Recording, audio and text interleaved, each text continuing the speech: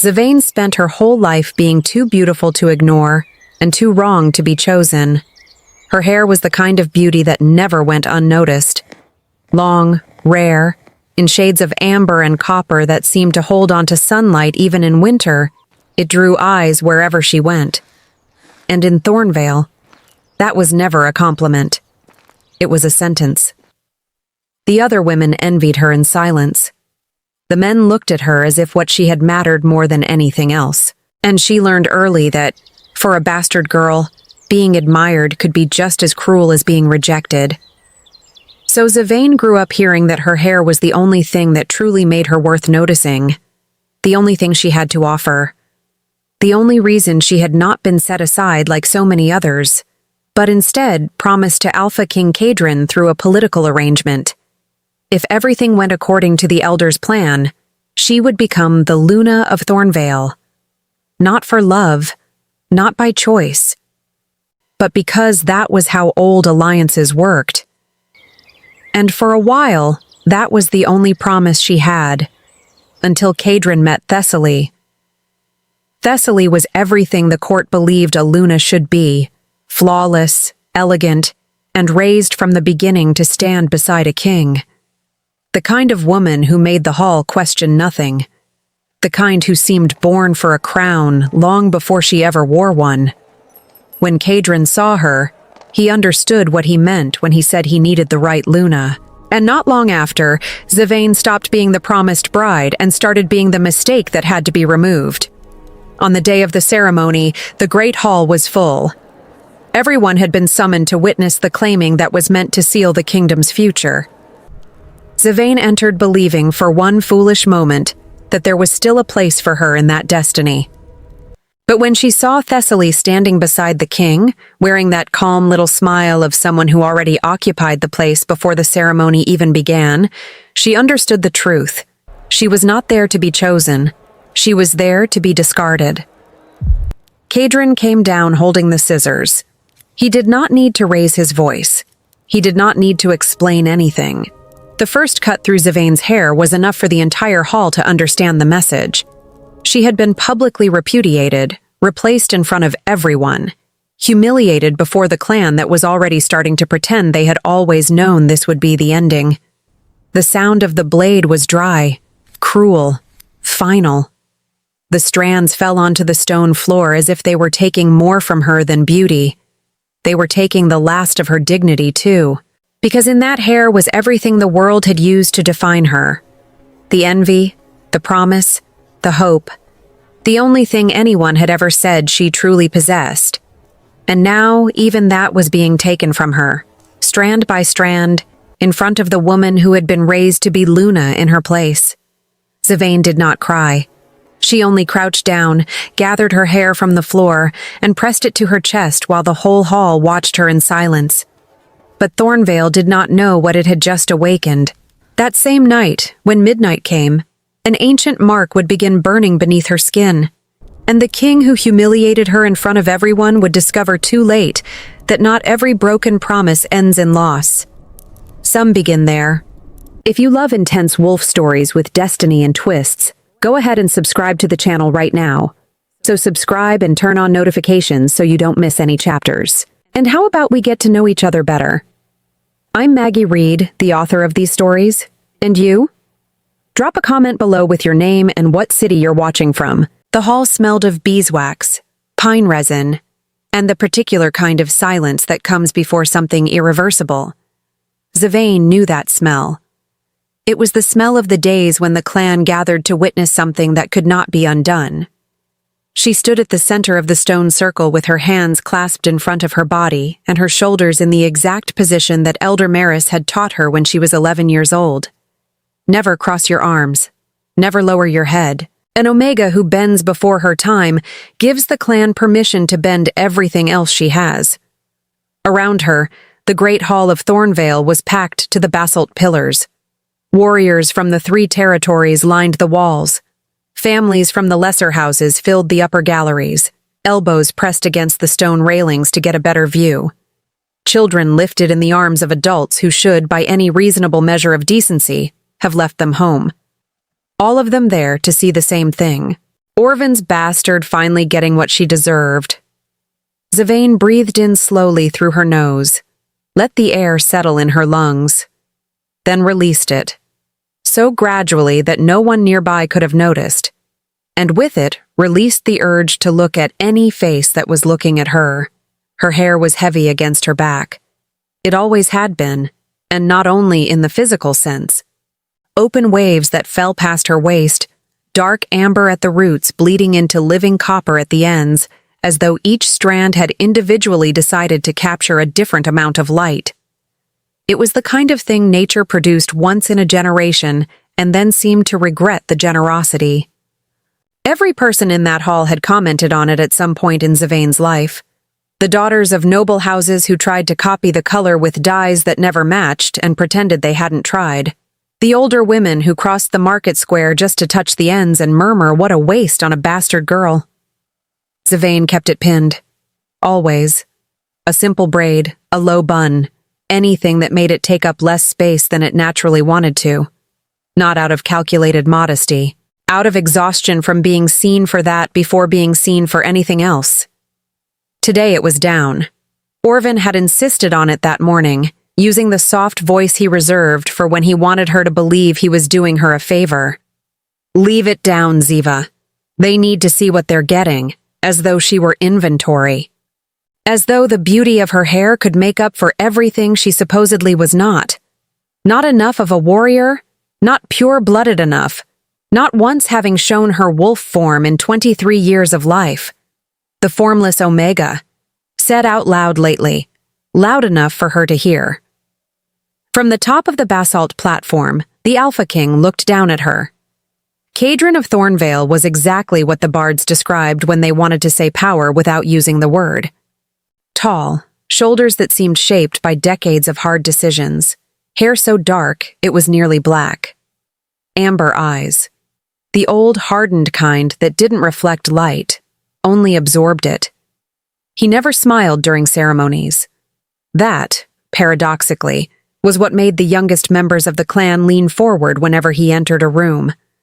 Beside him, in a white gown with silver embroidery at the hem, stood Thessaly. Beautiful the way the edge of a blade is beautiful. The kind of beauty that exists so you don't notice the cut until it's already been made. Light brown hair pulled into an elaborate braid, a smile she wore with the ease of someone who knew exactly what it cost and charged interest. She had arrived at Thornvale 2 months ago with a letter from the Northern Territory Council and a reputation for being precisely the kind of Luna a king with political troubles needed at his side. The right family, the right bloodline, documented wolf form since the age of 14. Everything Zavane was not. The herald read the terms of the repudiation in the professional voice of someone who had done this before and would do it again.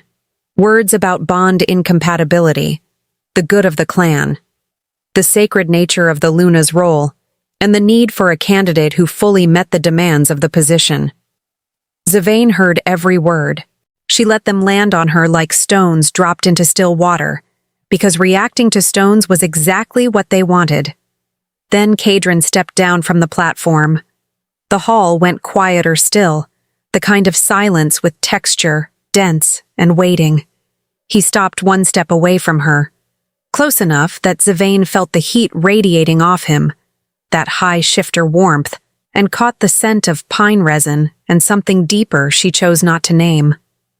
His amber eyes looked at her with the expression of a man carrying out a decision already made, with no intention of examining it closely. He extended his hand behind him without looking. Draven Colt placed the scissors in the king's open palm. The silver blade caught the torchlight and gave it back multiplied. Cadron reached for Zavane's hair. When his fingers closed around the amber and copper waves, she felt the temperature of them. Warm, steady. No deliberate cruelty in the gesture, which was almost worse than if there had been, because it meant he simply wasn't thinking about her enough to be cruel on purpose. The scissors closed. The sound was small, absurdly small for the size of what it was doing. A dry, metallic whisper, clean and final. A long strand of amber and copper fell to the stone floor.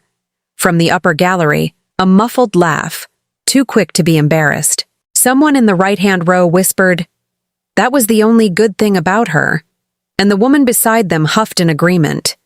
A child perched in a warrior's arms pointed at the strands on the floor with the honest, merciless curiosity of someone who hadn't yet learned to hide what they found funny. The scissors closed a second time, a third. Each cut fell to the basalt like an accusation spoken by someone who didn't need to raise their voice. Thessaly watched from the platform. The smile hadn't changed, but her eyes had. Something sharper lived in them now, a satisfaction that could no longer disguise itself as indifference. One of her ladies leaned toward the other and covered her mouth with her hand, and Zavain didn't need to hear the words to know what was being said. Orvin stood near the column on the right side with the expression of a man relieved to have settled a debt, unable to fully hide the discomfort that this particular debt had a name and eyes and had slept under his roof for 23 years. Cadron stepped back, looked at her one last time, then turned on his heel and walked back to the platform. No words, no gesture. The way someone sets down something that no longer serves them. Zavain looked at the floor. The long strands of amber and copper scattered across the dark basalt, their warmth grotesque against the cold stone.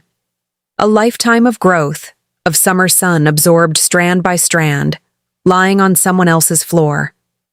Someone had already stepped on one strand without noticing, dragging it away from the rest, and that small, careless detail was somehow the worst of all of it.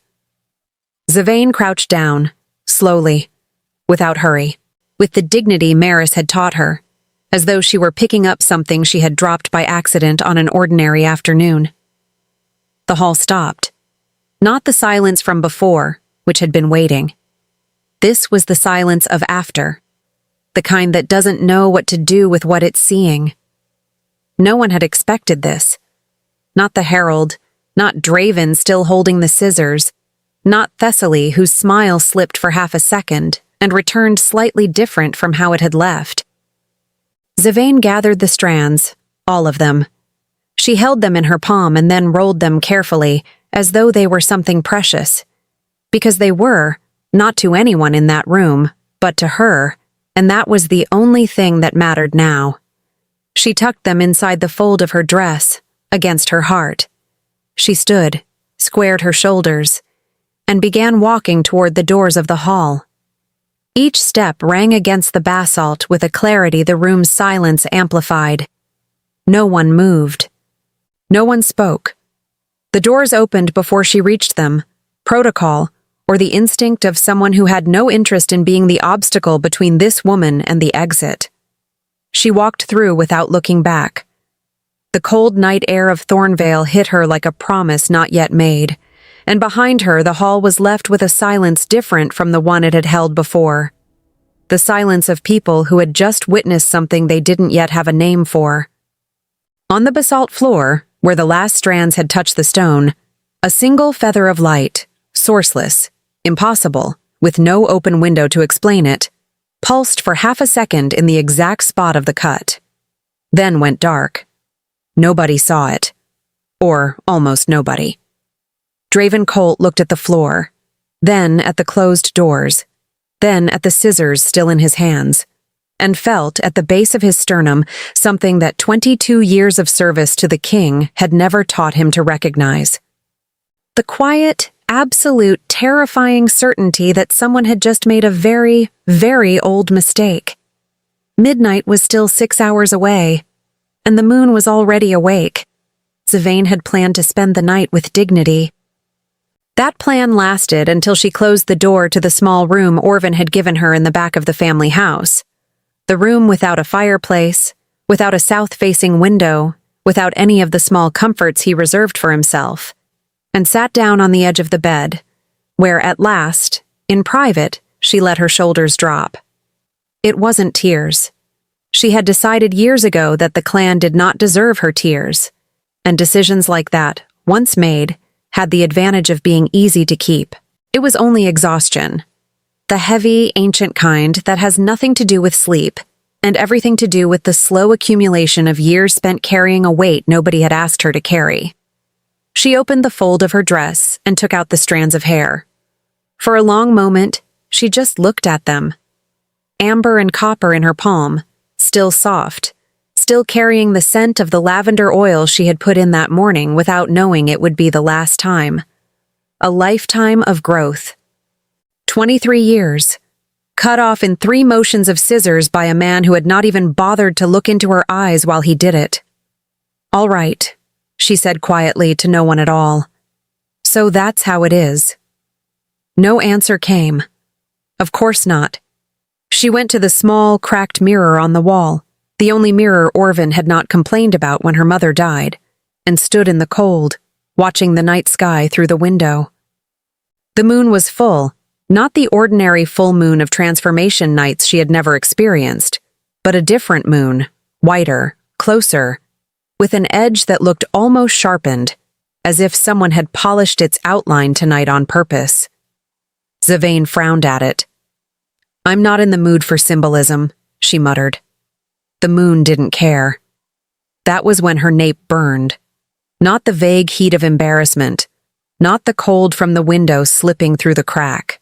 It burned for real, precise, concentrated, as if someone had pressed a heated finger to one exact point beneath her hairline. Zavane jerked a hand to the back of her neck at once, fingers tense, and what she found there made her breath stop halfway in her chest. Raised skin. She touched it again. Slower this time. A pattern. Lines. Curves that had not been there that morning. That had not been there when she had been repudiated 3 hours ago. That definitely had not been there 5 minutes earlier when she had sat on the edge of the bed. No. One word. Spoken with the firm certainty of someone trying to convince reality to back up. Reality did not back up.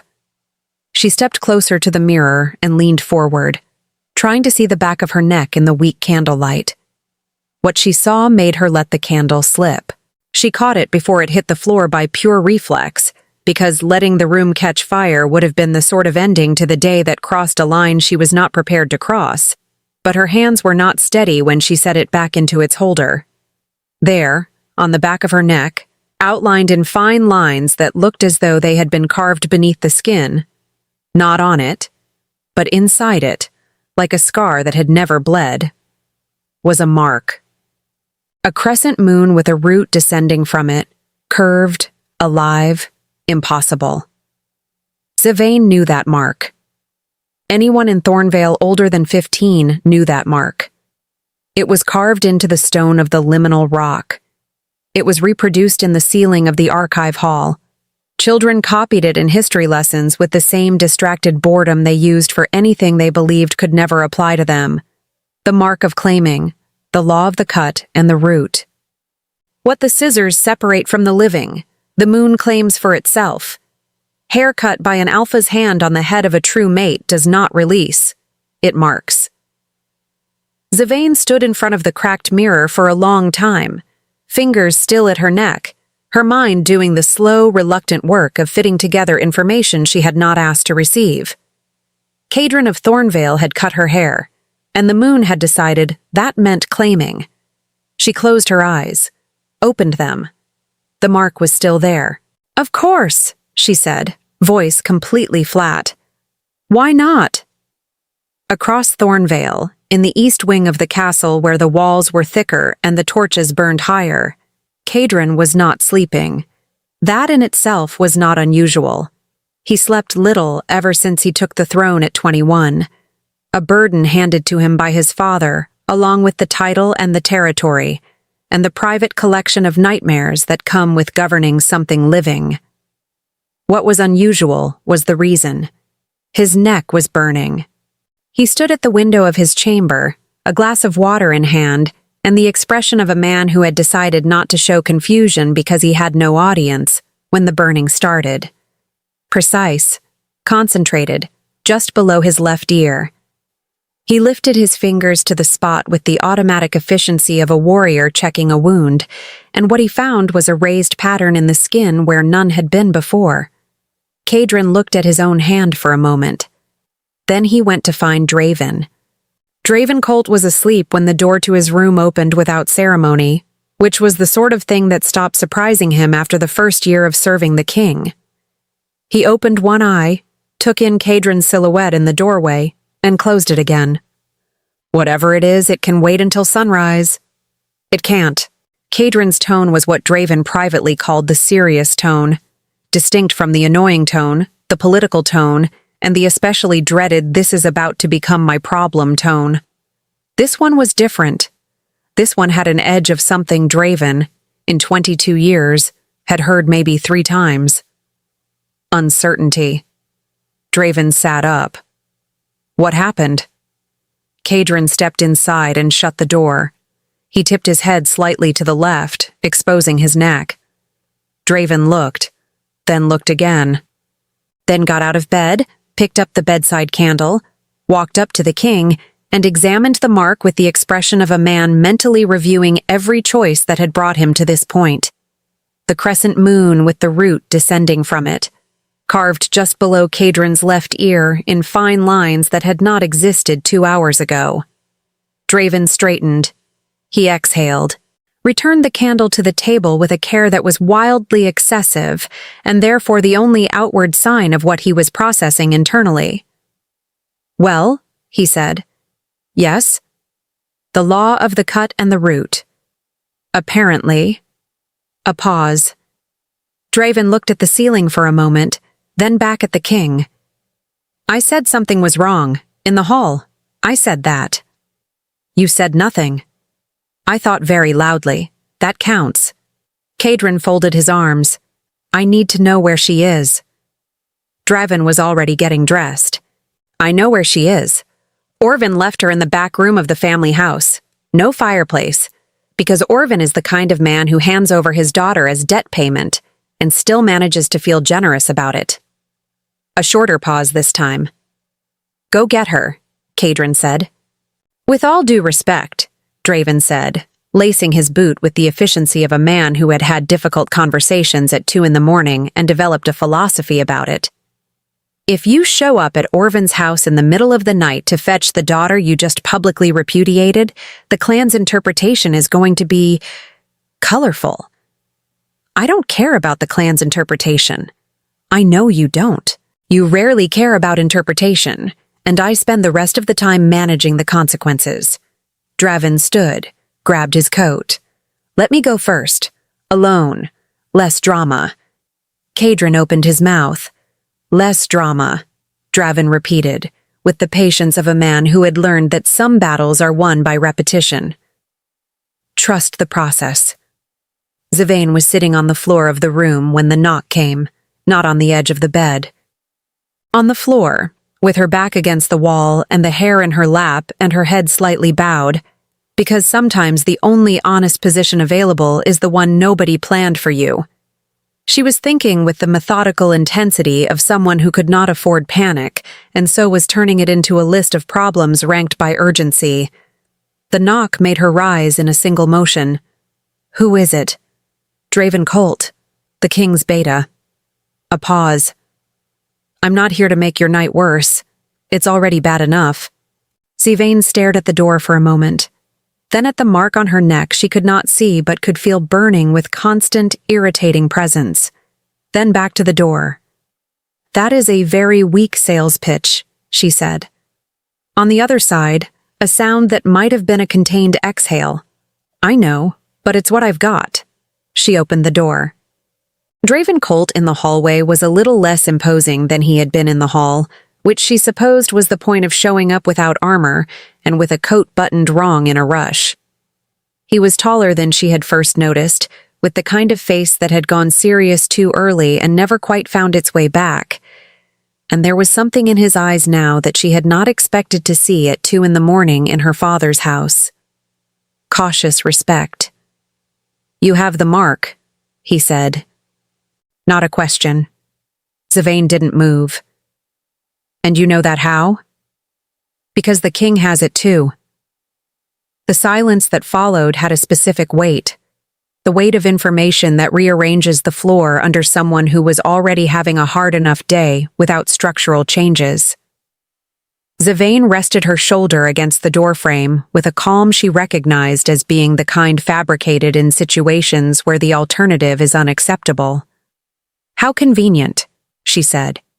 No anger yet, no tears. Her voice was flat enough to hide the fact that she was storing the real reaction for when she had privacy again. "The man who publicly repudiated me this afternoon now shares my mark." "Yes. And he wants what exactly? For me to pretend it didn't happen?"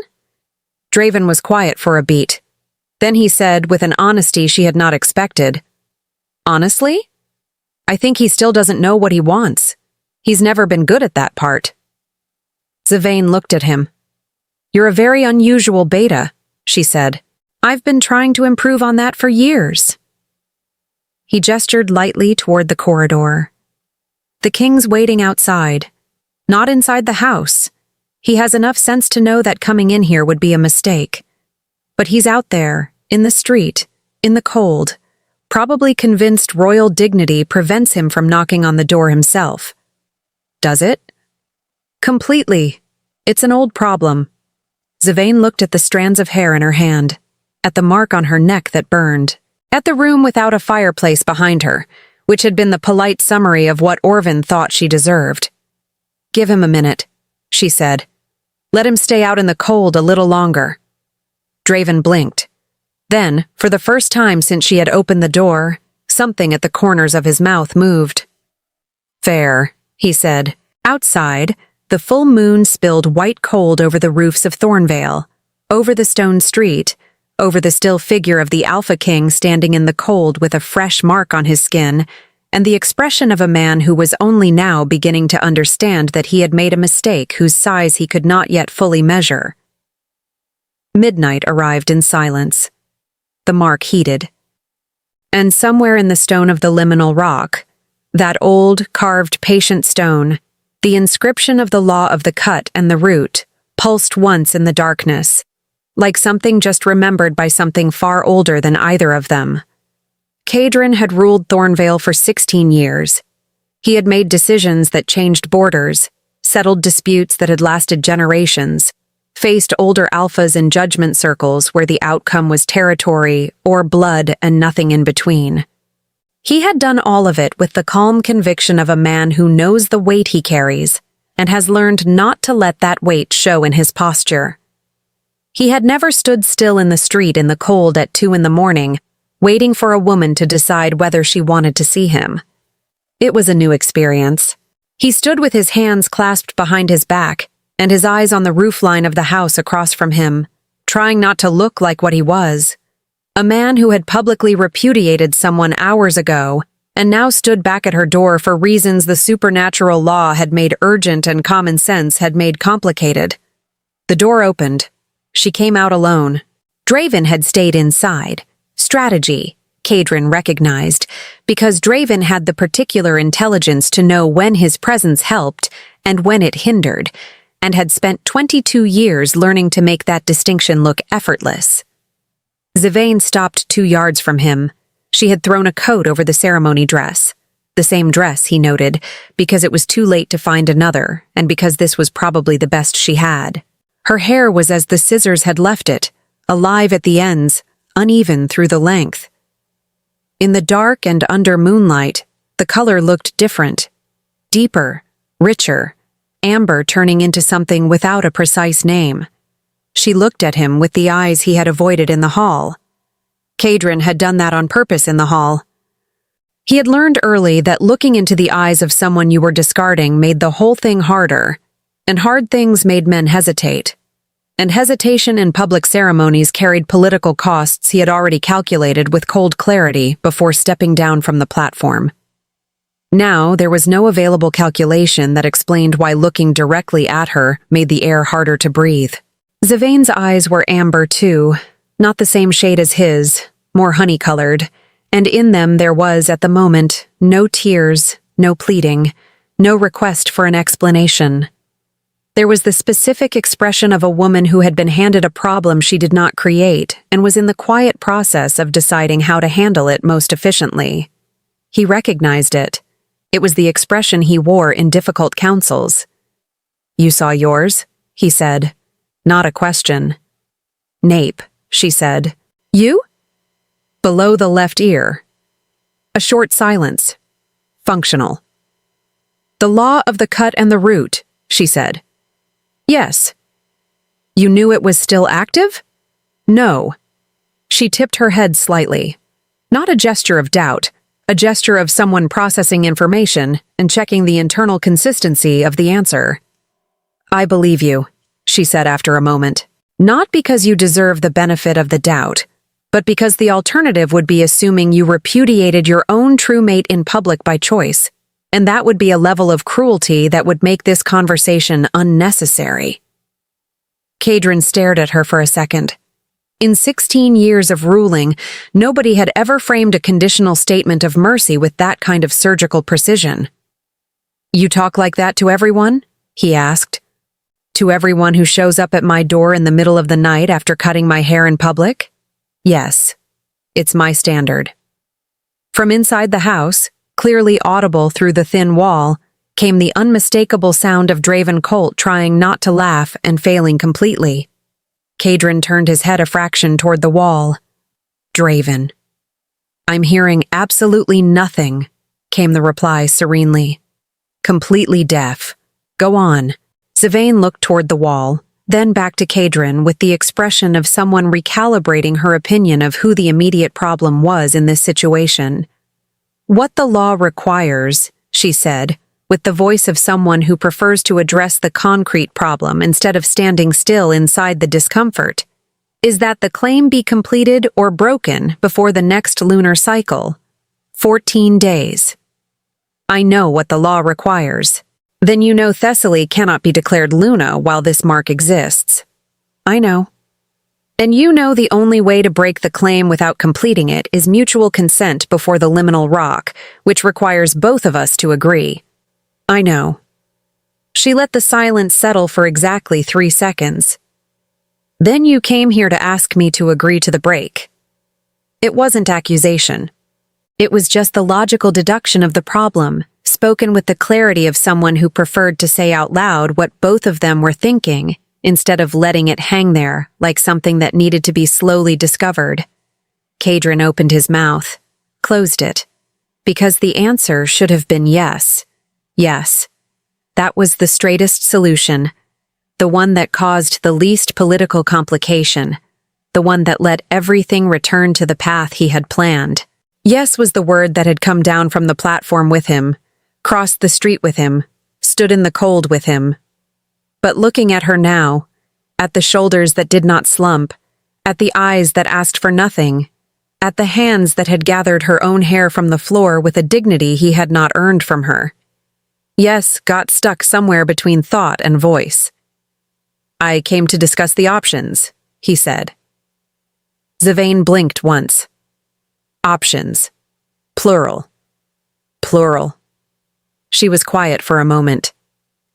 Then she turned her face slightly toward the dark street beyond him, and he saw the line of the mark at the back of her neck where the coat did not cover, that crescent moon with the root, sharp in the cold moonlight.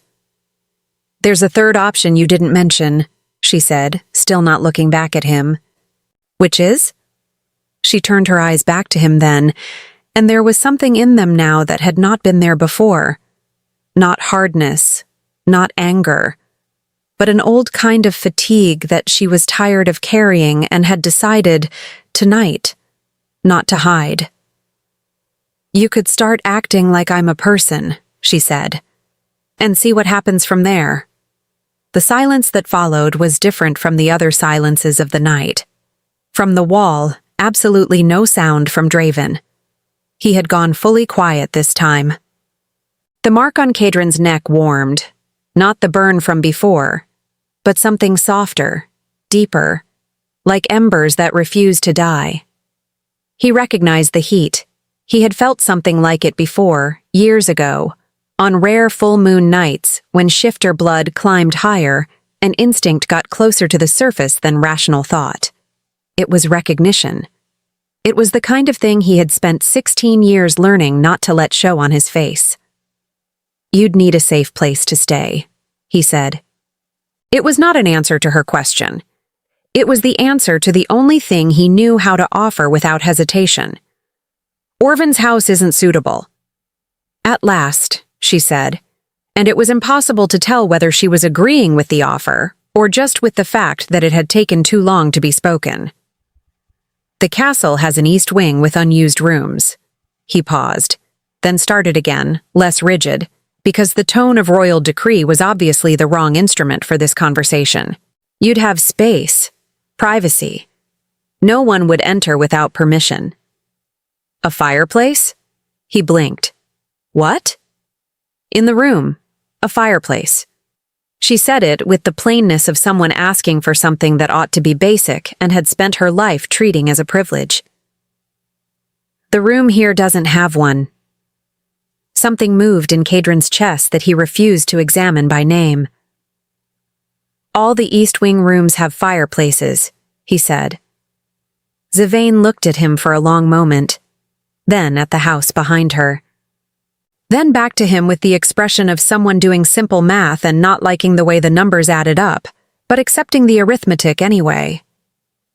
Give me until dawn to pack what I have, she said. It's 2 a.m. Dawn is in 4 hours. I know how time works. From inside the house, unmistakably. I like her. Cadron turned his face toward the voice. Draven. I'm still hearing nothing. Zavain looked at the king with what, at the corner of her mouth, might under absolutely different circumstances have been the beginning of a smile. Not a smile yet, but something. She closed the door. Cadron stood in the street for a moment, with the mark warming on his neck and the full moon overhead, and the sense that the next 14 days were going to be considerably more complicated than he had calculated. Draven appeared at his side without announcing himself, hands in his coat, looking at the closed door with the calm expression of someone who had just watched the first chapter of something that was going to last. So, Draven said, don't say anything. I wasn't going to say anything. You were. I was going to say she asked about the fireplace before agreeing. I think that's the most sensible decision anyone made tonight. Cadron started walking back toward the castle. Draven stayed one step behind him, the exact step of protocol, and in the dark street of Thornvale, with moonlight spilling over both of them, said in a low voice only the king could hear, You looked her in the eyes this time. Cadron didn't answer, but he also didn't deny it. Meanwhile, in the north wing of the castle, in wide rooms with fireplaces and framed mirrors and a perfume too heavy for the place but already occupying the air like it meant to stay, Thessaly was awake. She had heard Cadron's footsteps leave more than an hour earlier, had heard the silence that came after, had lain with her eyes open and her mind doing the work she had been trained to do since childhood, cataloging, calculating, identifying variables that changed when they should not have. She sat up on the edge of the bed and went to the window. Below, on the stone street, she saw the 2 figures returning to the castle, Cadron and Draven. Without the bastard girl, but absence could be more informative than presence when you knew how to read a room. Thessaly stood with one hand on the window frame and her eyes on the king's figure. There was a method to her that people often mistook for coldness. It wasn't coldness, it was precision. She had learned early that the world did not give women like her the luxury of being imprecise. She had come to Thornvale with a plan. The plan had worked until tonight. And now there was a new variable with a room without a fireplace and hair the color of amber and copper that apparently had made the oldest law in the clan decide to become inconvenient. Thessaly released the frame. She returned to the bed with the posture of someone who doesn't waste emotion on problems that have solutions. And with the look of someone still calculating exactly what, precisely, that solution would be.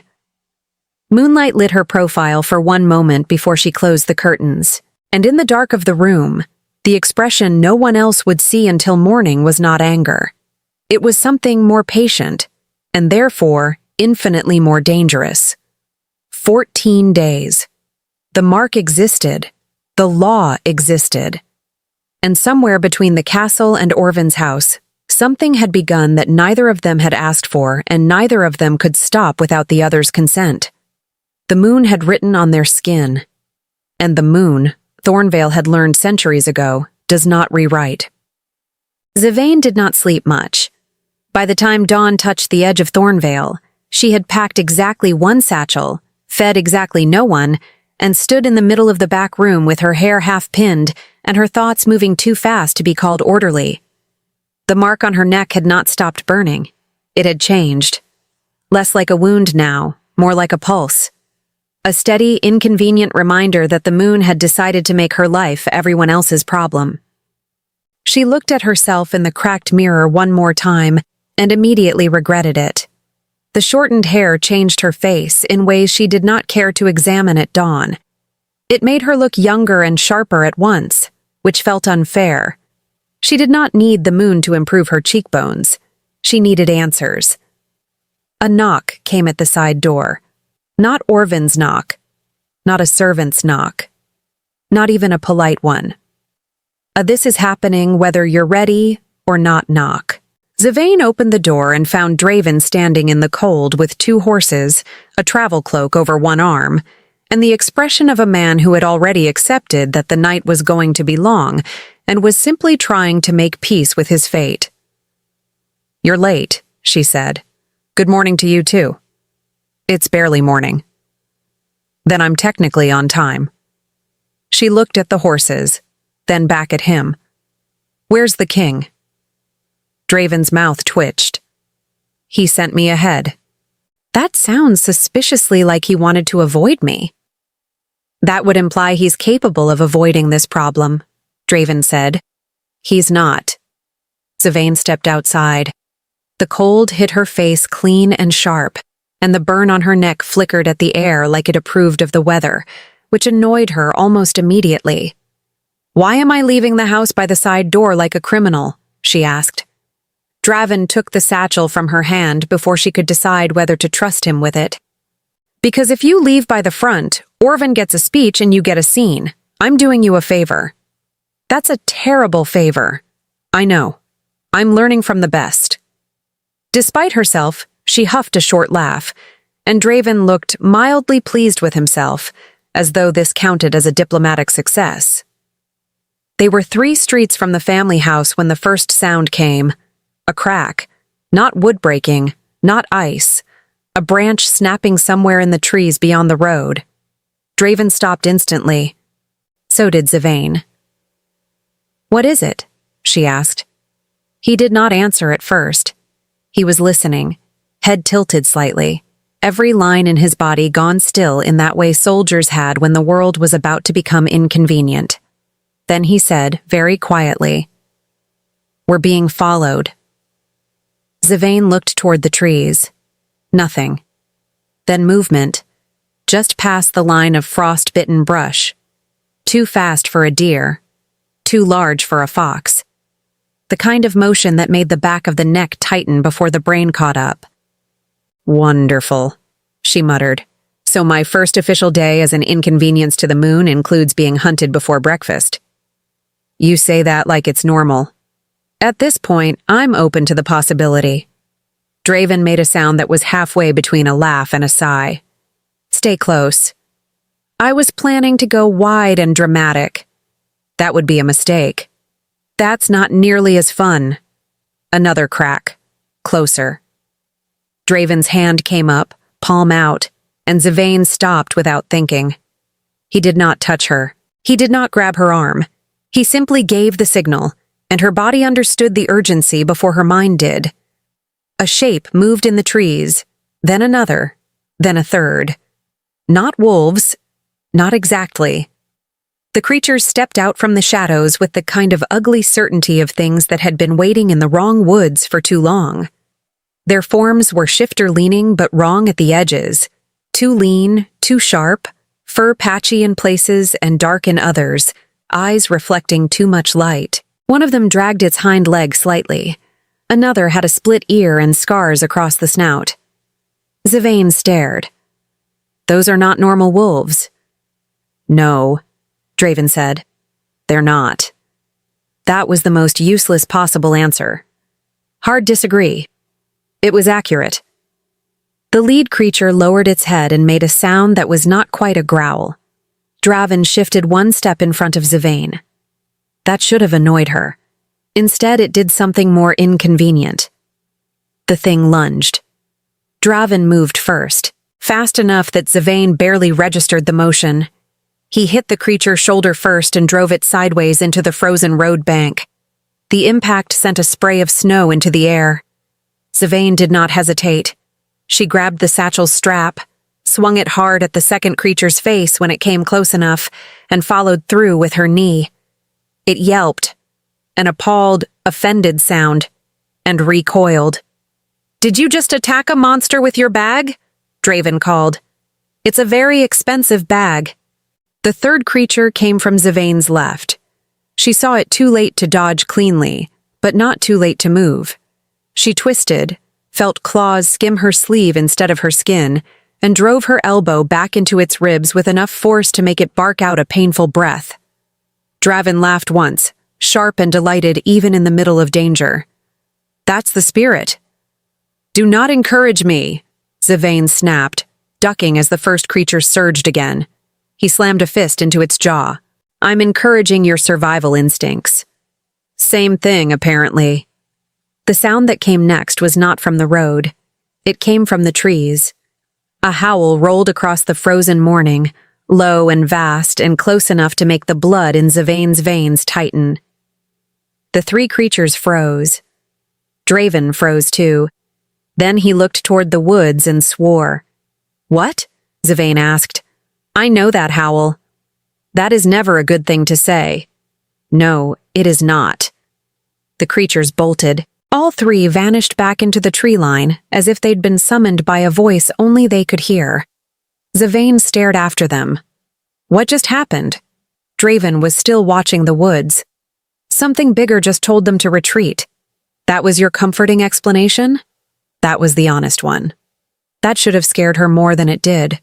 Instead, she felt the burn at her neck pulse once, as though answering something hidden out there in the trees. Then she heard it. Footsteps. Human this time. Fast. Multiple. Draven looked back toward the road, and Kadrin emerged from the morning fog on horseback with two guards behind him and the expression of a man who had already decided this day was offensive. He took in the road, the claw marks, the torn sleeve on Zavain's arm, Draven's stance, the empty woods.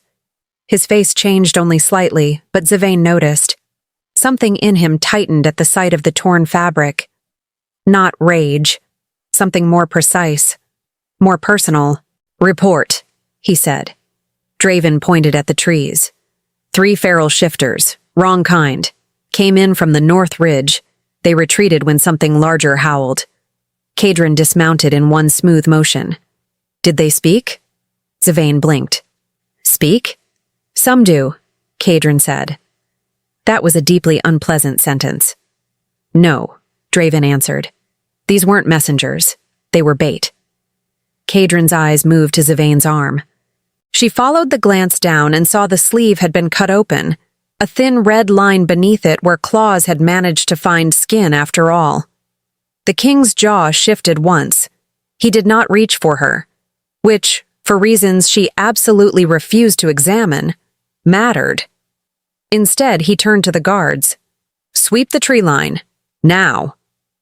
The guards moved. Zavain crossed her arms. "You're acting as though this is my fault." Kadrin looked at her.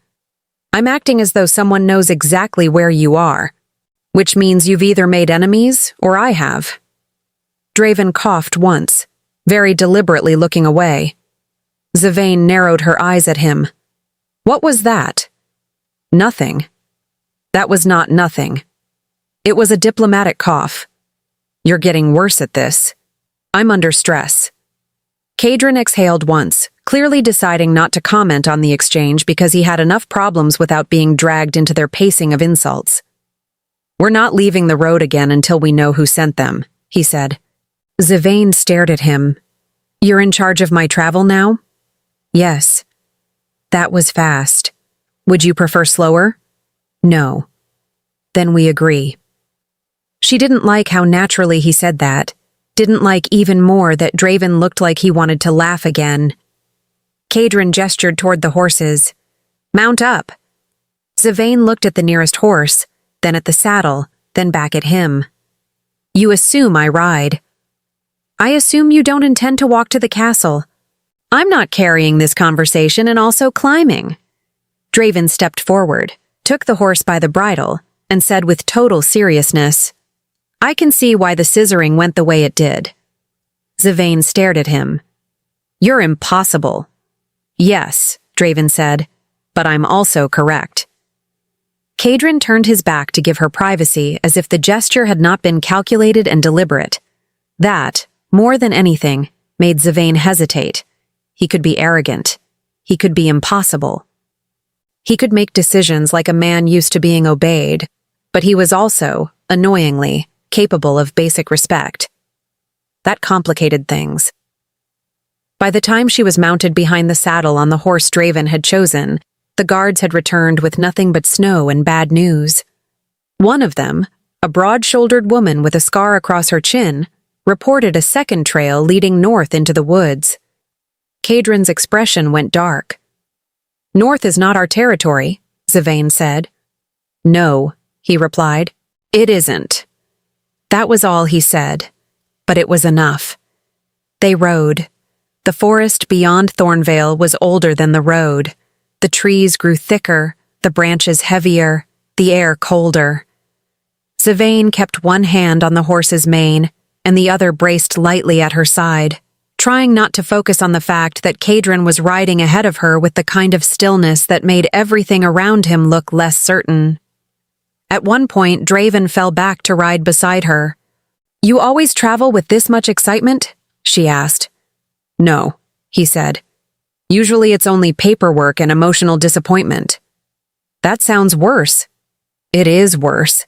At least this way I can blame the weather." They entered a section of forest where the light thinned under thick white branches. Draven raised a hand, signaling the group to slow. Zavain felt it first. Not sound, not sight. Smell. A bitter sweetness beneath the pine. Rotten honey, old smoke, and something metallic that she did not want to identify too closely. Kadrin reined in at the front. He turned in the saddle, eyes fixed on a point ahead. "There," he said. Zavain followed his gaze. For a second, she saw nothing. Then the snow shifted near the roots of a giant black pine, and a shape emerged from beneath the drift. Not an animal. A figure. A woman in a cloak the color of ash, her face hidden by a veil of woven bone beads. She stood with one hand resting against the tree trunk as though she had been waiting there for hours and had just decided they were late. Zavain's skin tightened. The woman smiled. It was not a kind smile. "Good," the stranger said. Her voice was low and dry, like leaves crushed underfoot. "You found her before the roots did." Kadrin's posture went still. Draven muttered, "That's not ominous at all." The woman's head tilted in Draven's direction. "You talk too much for a man who will soon be bleeding." Draven blinked once. "That is a very rude first impression." Zavain looked between them. "Who are you?" The woman's gaze slid to her. For the first time, something like interest entered her expression. "I am the one," she said, "who buried the first law beneath the stone." The forest seemed to go quiet around that sentence. Kadrin's voice was flat. "Maris." Zavain turned sharply. "You know her?" Kadrin did not answer immediately, which of course was answer enough. The woman's smile deepened by a fraction. "Your elder once had manners, boy." Draven leaned slightly toward Zavain. "I hate when strangers know the king before I do. It makes the atmosphere feel unfair." Zavain, despite everything, almost laughed. Almost. Maris stepped away from the tree. "If you want the truth, follow me before the thing in the woods finds the courage to come closer." "The thing in the woods?" Zavain repeated. Maris looked at her for a long moment. The one that has been following your scent since before dawn. Kadrin's head lifted a fraction. Draven muttered, I dislike that sentence. Maris turned and walked deeper into the forest without waiting for permission. Kadrin looked at Zavain. Zavain looked at him. For a second, the whole world compressed into that look. Cold air, white trees, hidden danger, and the uncomfortable fact that she trusted him just enough to hate how much she did. Then she nudged the horse forward. Kadrin rode after her, and the forest behind them breathed. The cabin did not look like much. That, Zavain thought, was often how the dangerous places disguised themselves. Not with grandeur, with humility. It sat in a pocket of the forest below a ridge of stone, half hidden under hanging branches and a roof dusted with snow. Smoke rose from the chimney in a thin, steady line. No lanterns in the windows, no visible guards, just a door that looked old enough to have learned patience. Maris led them inside without knocking. Zavain followed, because at this point, refusing to follow the cryptic old woman through the woods would have been the least sensible choice of her very eventful week. The cabin smelled of herbs, cedar, old paper, and tea. That last part immediately improved Zavain's opinion of the situation. Draven looked around with the wary fascination of a man entering a room where all the furniture seemed older than the kingdom itself. I have to admit, he said, I expected more skulls. Maris snorted as she hung her cloak near the fire. Skulls are theatrical. I prefer useful things. That is the least spooky answer you could have given.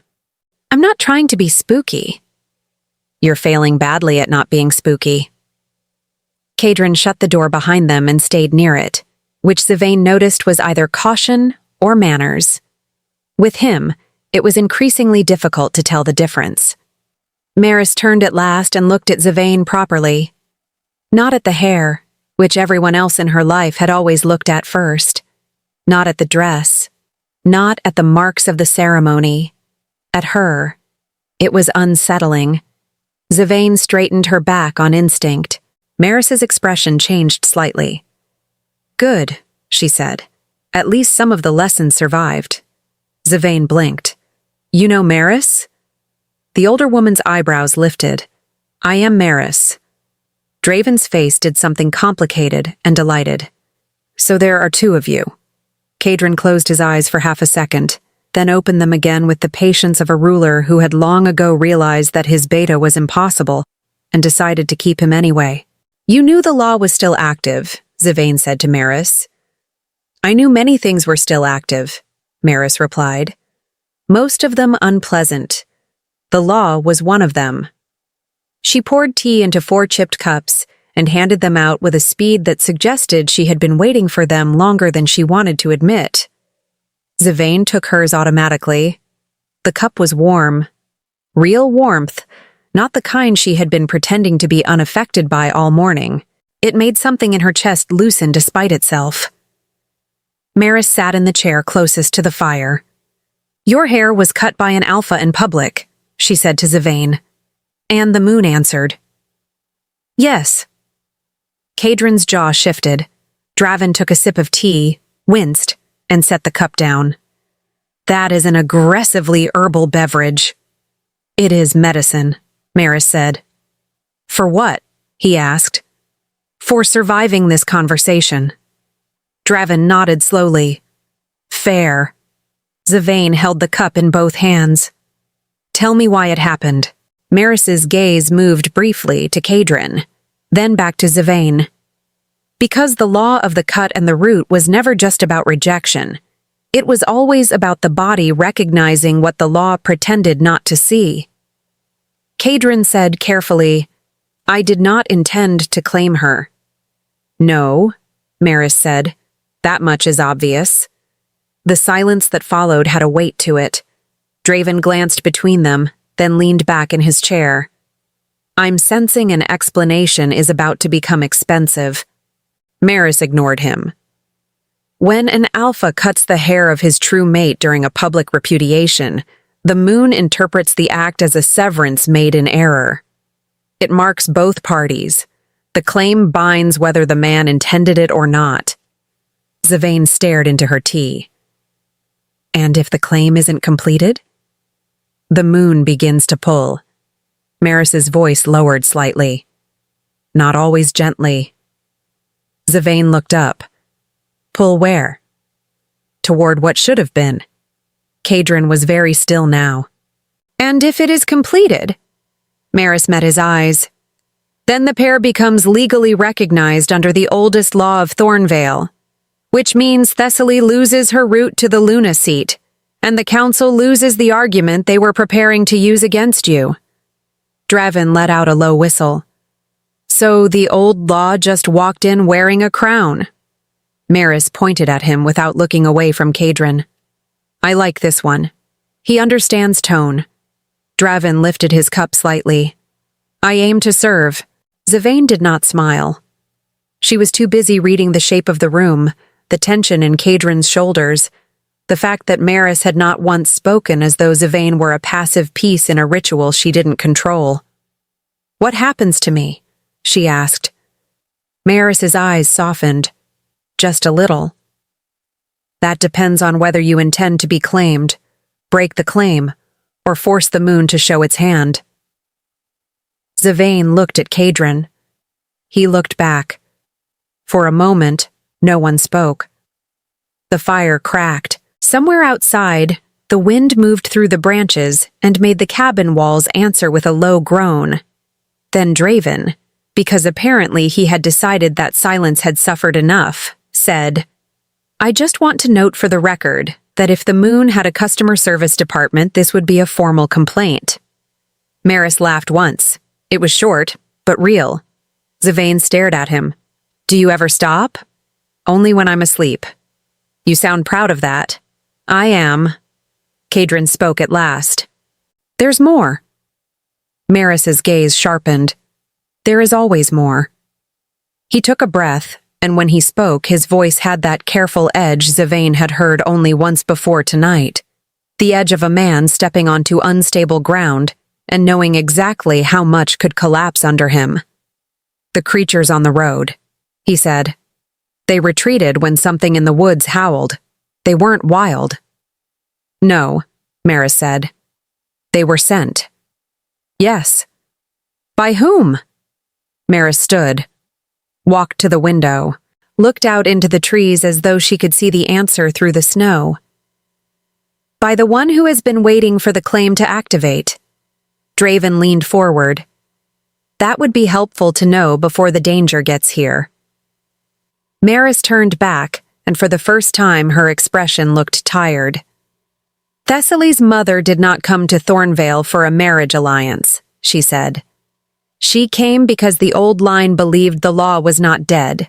They believed a marked claim could be used to force the throne into the right hands. Kadrin's face went still in a way that meant the room should probably stop breathing. Zavane's grip tightened on the cup. You're saying Thessaly knew? Maris did not answer directly, which was answer enough. The fire crackled. Then the cabin door slammed open so hard the frame rattled.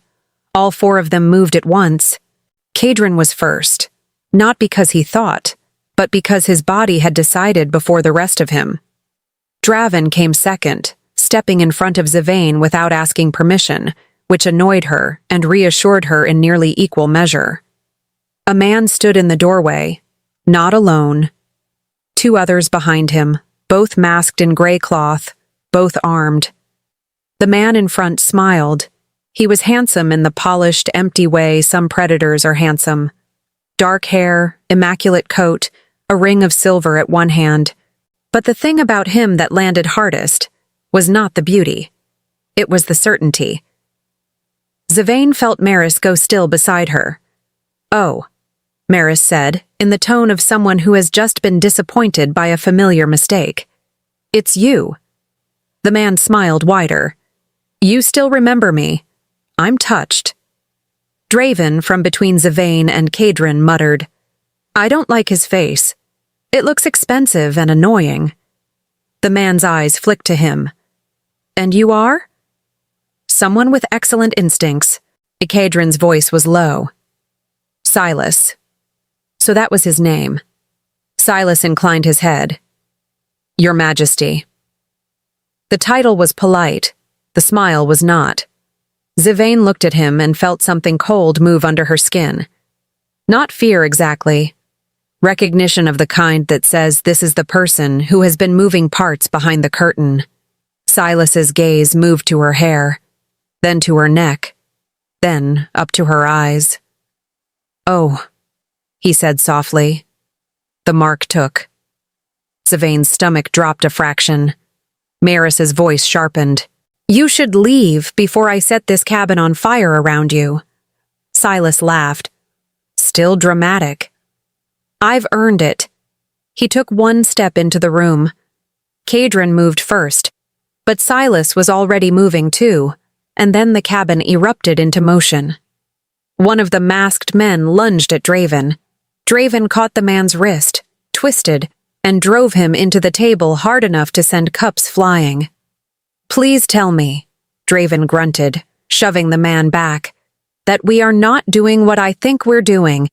Define what you think we're doing, Zivane snapped, already ducking as the second masked figure came at her with a blade. She dodged right, not fast enough to be elegant, fast enough to live. Kadrin intercepted Silas in the middle of the room. The impact of it was immediate. Two alphas colliding, the pressure in the air shifting so sharply Zivane felt it in her teeth. Silas blocked Kadrin's first strike with a blade that flashed silver, then stepped back with fluid, smug control. Still protecting things that don't belong to you? Silas asked. Kadrin hit him again. She belongs to no one. Silas's smile deepened. Then we agree on the principle. That was somehow worse. Maris moved toward the fire, grabbed a pot of boiling tea, and without hesitating hurled it directly at the second masked man's face. He shouted. Draven stared at her while still grappling with the other attacker. That is a horrifying level of competence for a woman who claims not to be spooky. Maris picked up a poker from beside the hearth. I told you I prefer useful. Zivane drove her elbow into the ribs of the man in front of her. He stumbled. She grabbed the edge of the table to keep him from taking her down with him, swung the chair leg up into his knee, and when he bent, she slammed the flat of her hand into his throat hard enough to make him choke. Not lethal. Just enough. Kadrin saw it. Something flickered across his face. Not surprise, exactly. Recognition. Approval, perhaps, if he were the kind of man who allowed himself that. Silas took advantage of the moment and caught Kadrin across the shoulder with the hilt of the blade. Kadrin staggered one step, and Silas smiled like a man seeing the future arrange itself. You should have broken the claim, he said softly.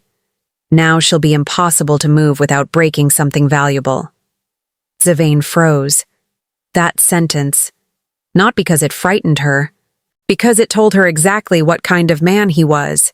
He was not here for Kadrin. He was here for leverage. Draven shoved his attacker away and barked, That's the first useful thing you've said, and I hate you for it. Silas looked at him and laughed. Maris's voice cut across the room like a knife. Enough. The cabin went still for half a heartbeat. Silas turned his head toward her. You always were difficult. Maris's face hardened. And you always were a coward with nice gloves. That hit. Zivane saw it. So did Kadrin. Silas's smile vanished. For the first time, something ugly passed through his expression.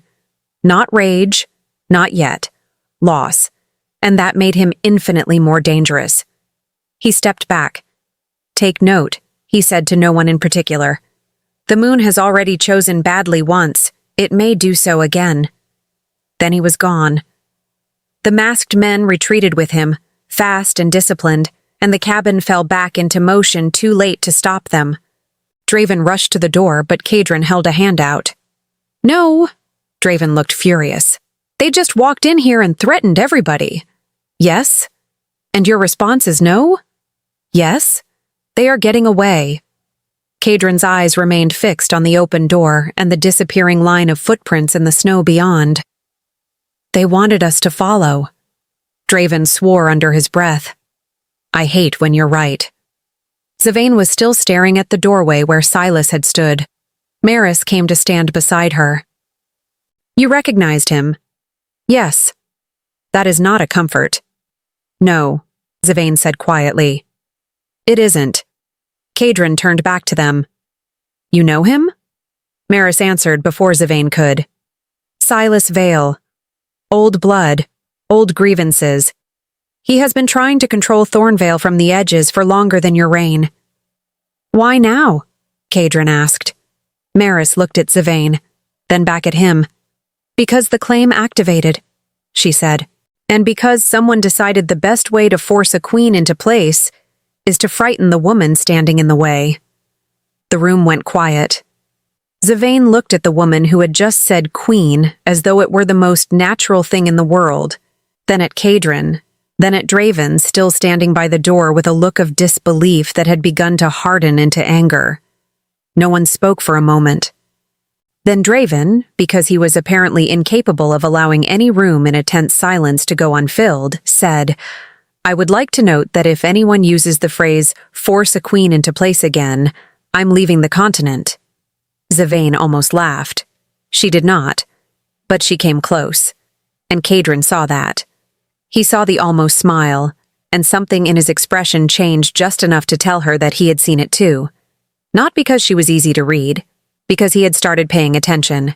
Outside, the snow continued falling over the forest. Inside, in the warm light of the cabin, with tea gone cold and broken cups on the floor, and a villain who had finally shown his hand, Zavane realized something she had not expected to realize so soon. The moon had not only marked her, it had placed her in the middle of a war for a throne she had never been asked whether she wanted. And for the first time in her life, she found herself wondering whether she might want it anyway. They did not sleep. The cabin held them in a tight circle of exhausted vigilance. Zavane, Cadron, Draven, and Maris, 4 people who had arrived with very different agendas, and for the moment, a single urgent problem. Snow slid down the eaves outside in quiet sheets. Inside, the air smelled of cold tea, iron, and the odd little triumph of survival. You should rest, Maris said at last, as if she were offering something practical and not a soft command. You will need it. No, Zavane said. I will not. Not when a man with polished gloves and a taste for leverage walked into my living room like he owned the place. Cadron's eyes met hers. He had the look of someone who wanted to argue that practical risk assessment was a form of care. But he didn't start. Instead, he said softly, We need a plan.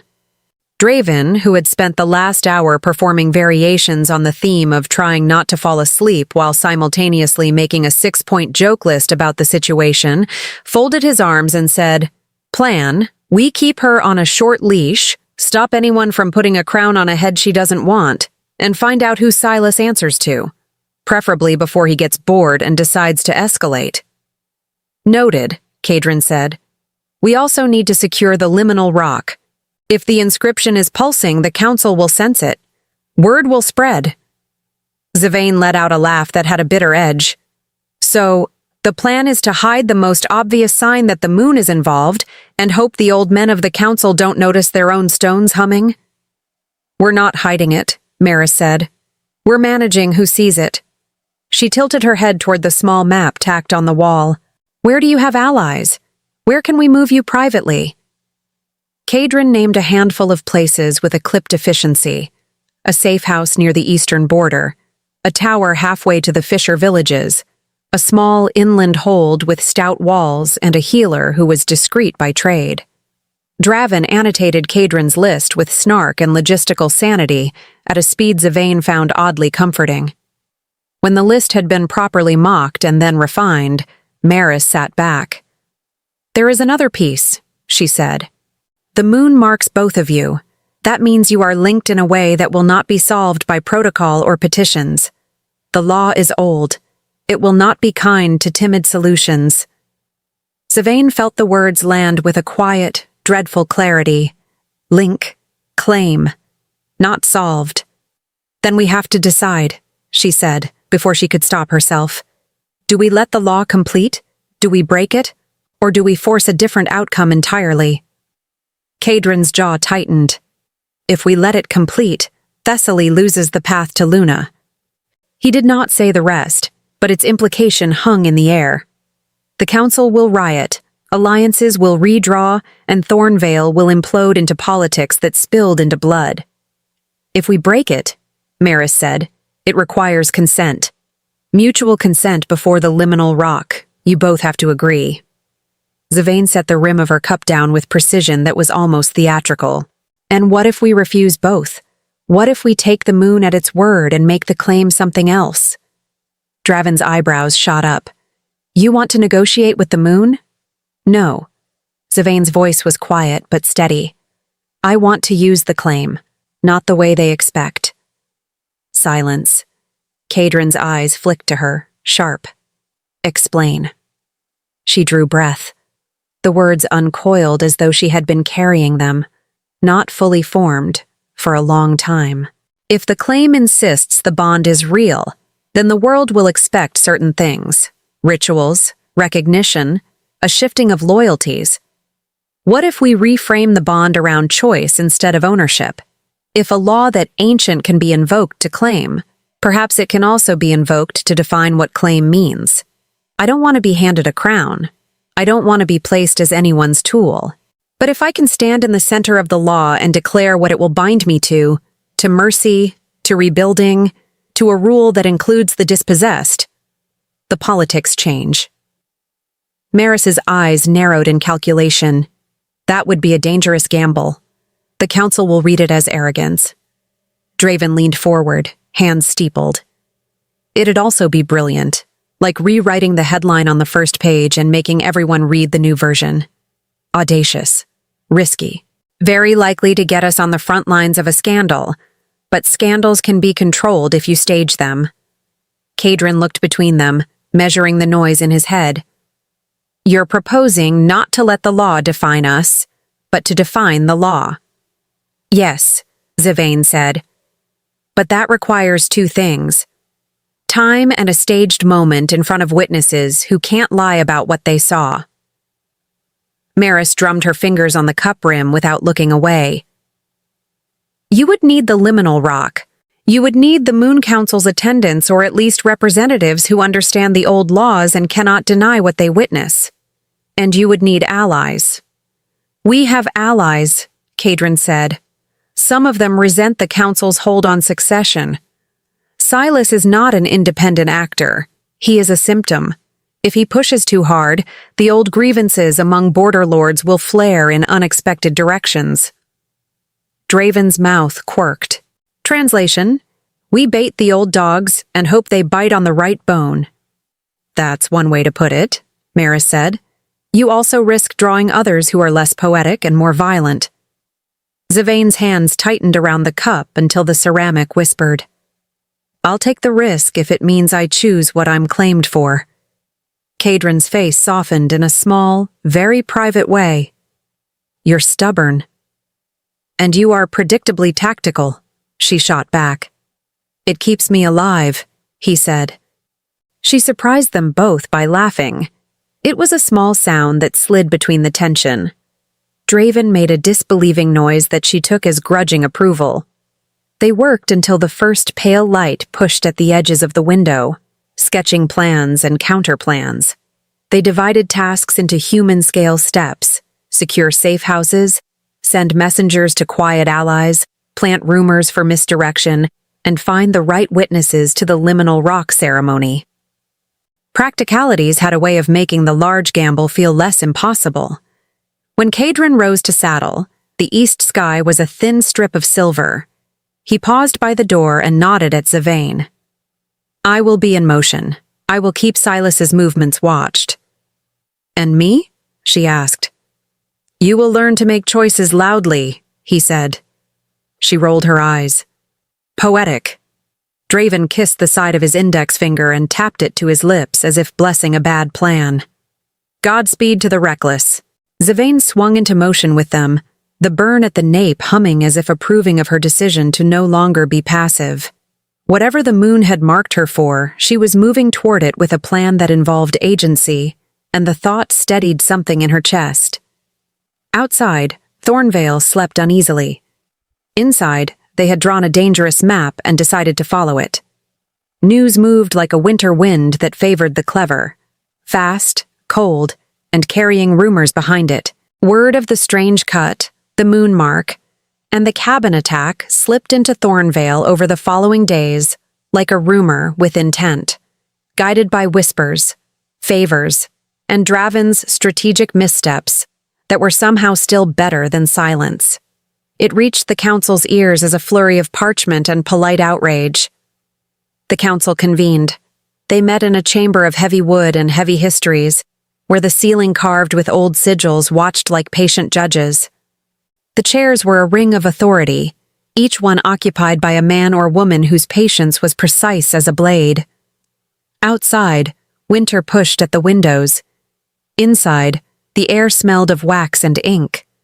Thessaly arrived at court with the immaculate composure of someone who had rehearsed every angle. Silas's presence was more subtle. He did not appear in the council, of course. For now, he preferred the shadows where deals are made without witnesses. But his message had been delivered. The council's worry had grown teeth. Rumors of the moon's involvement made them twitch. Zivane did not attend the council. She was in the East Wing, practicing the strange arithmetic of walking into a room full of men who had already decided her fate. The East Wing room had a fireplace that made steam fog the window at the edges.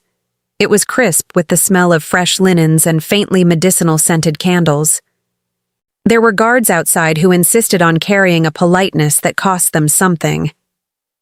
She listened through the night to the sound of Thornvale moving, riders, messengers, men repositioning like chess pieces, and then to the knock on her door that meant the council wanted a demonstration. They were not subtle. The council rarely is when fear is involved. They wanted to see the mark. They wanted to see whether the moon had chosen correctly. Zivane let them look. She opened the door herself, because the dignity of being led about like an exhibit had never been appealing. The council's representative, an older woman named Senna, with a voice like rusted bells, peered at the seam of Zivane's collar, and then, to Zivane's satisfaction, at Cadron's neck, where the must-have for protocol mark glinted faintly under the king's collar. The room went quiet. Observation achieved. "Your Majesty," Senna said, directing her words at Cadron with the formal deference owed to a throne. "This is an irregular activation of the law. The council will require—" "The facts," Cadron said smoothly. "The facts are, the mark exists on both myself and Zivane. We are bound by the old law. We will present to the liminal rock within the fortnight. We request the council's attendance." Murmurs spread across the chamber like a current. Some faces were incredulous. Others were calculating, already thinking how this would shift their pieces. Thessaly watched from her seat with a pale expression. She had the posture of someone who was measuring returns on investments. Her fingers tapped a rhythm that looked dangerously like impatience. Senna's eyes flicked to Thessaly. "And your claim, Lady Thessaly?" Thessaly smiled with the economy of someone used to being the center of strategy. "My claim remains intact until a lawful proceeding demonstrates otherwise. I stand ready, as decorum demands." Zivane met her gaze and found the same thing she had seen in the window the night the crown was supposed to fall into Thessaly's lap. Patience edged with strategy. It was an expression that had to be respected. Senna nodded slowly. "Very well. The council will send a delegation to observe. Order will be kept. The law shall be satisfied in form and in spirit." The words were precise. The room breathed. Outside, Silas watched from a tavern's frosted window and drank his coffee cold. He smiled, a small, calculated thing that made the sugars of treachery taste like ash. He had placed his bet, and the council's involvement made the stage he needed larger. As long as Thornvale danced to his tune of fear and legality, his leverage would grow. Cadron stepped down from his place and approached Zivane, who had not flinched under the council's gaze. He reached for her hand, a public controlled motion, and Zivane let him take it for the purpose of the moment. The contact was brief but precise. It was not the beginning of something obvious, but the politics of hands in public mattered more than small private gestures in a world that read meaning in every clasp. "We will do this our way," Kadrin said, low enough that Senna couldn't hear. "Your way usually involves risk," Zivane said. "And calculation," he corrected. "You being right about arithmetic has never made me feel safer." He allowed himself a small smile that she could not entirely begrudge. "Then make the law witness our terms. If the council will watch, they will see a claim shaped by choice." The delegation of council observers arrived in a procession that made even the streetlights arrange their shadows into respectful lines. They came with pomp and sealed letters and the attitudinal armor of those who had long ago learned how to speak danger into policy. Among them were allies and enemies alike, men who would read events and take advantage accordingly. The liminal rock lay outside the city in a ring of old pines. It was larger than maps suggested and small enough to feel intimate. The stone had a texture like ancient skin. It hummed faintly underfoot in a way those who listened would call the voice of laws older than kingdoms. Zivane stood with Kadrin before it, witnesses arranged in a semicircle, the delegation at the front with scrolls and stony faces, Draven a polite distance away with an expression somewhere between smug and terrified. Maris placed her hands on the stone and spoke in the language older than Thornvale's modern tongue. The words were a binding, but the tone was not of command so much as of asking the world to remember itself. The council murmured. The moon above them, a pale disk, looked down like an impartial judge. When Kadrin spoke, it was not to claim. It was to speak the terms, that if the law recognized them, their union, if union it would be a public instrument of restoration. He declared that the claim would not mean possession, but responsibility, the protection of the dispossessed, the enforcement of mercy, the creation of a court for those discarded by other clans. He called witnesses he believed would pin his words as promises. Zivane surprised half of them by adding her own terms. She set boundaries like fences, precise and unappealing to the jealous, and those who would prefer women remain silent. She insisted on the right to refuse the title of Luna if it ever meant being paraded as an object. She defined the claim's purpose and the limits of its power. The effect was breathtaking. A law older than them both was being asked to bind itself to new definitions. There was noise. Counselors whispered, some scoffed openly. Silas's apprentices, planted in the crowd as small men with sharper daggers than ethics, shifted and cast hungry looks. When the moon answered, and it did in a shift of wind, in a thrum through the earth, the stone hummed louder. The delegation's scribes scratched furiously. The mark at Zivane's nape flared briefly, then warmed into a steady glow that felt like the settling of a promise. The council could no more deny their own witnesses than they could deny the sound of their own ink on paper. They had come to see a claim. They had seen one made on new terms. The reaction was a mixture of outrage, confusion, and, to Zivane's infinite surprise, a thin thread of support from some unexpected corners. Not everyone liked what they saw. Some would never accept it. Some would grieve for the old certainties. But the law had been invoked, witnessed, and spoken into a different shape than the petty promises Silas had planned to exploit. Silas watched with a cigarette stub in the shadow of a far tree, a small smile at the corner of his mouth. The stage had been set. His hand still had room to move. After the ceremony, as the council delegates walked back to city, debating the legalities like men who relished conflict, Draven leaned close to Zivane and said, "You literalized your demands. I'm impressed and mildly terrified." Zivane snorted. "I guess that's my thing now." Kadrin's hand found hers again in private as they crossed the soft snow. His grip was warm and real. "You surprised me. You said you were prepared for surprises." "I didn't expect to enjoy them." She looked at him, and in the corner of his mouth, faint but undeniable, was the start of something dangerously human.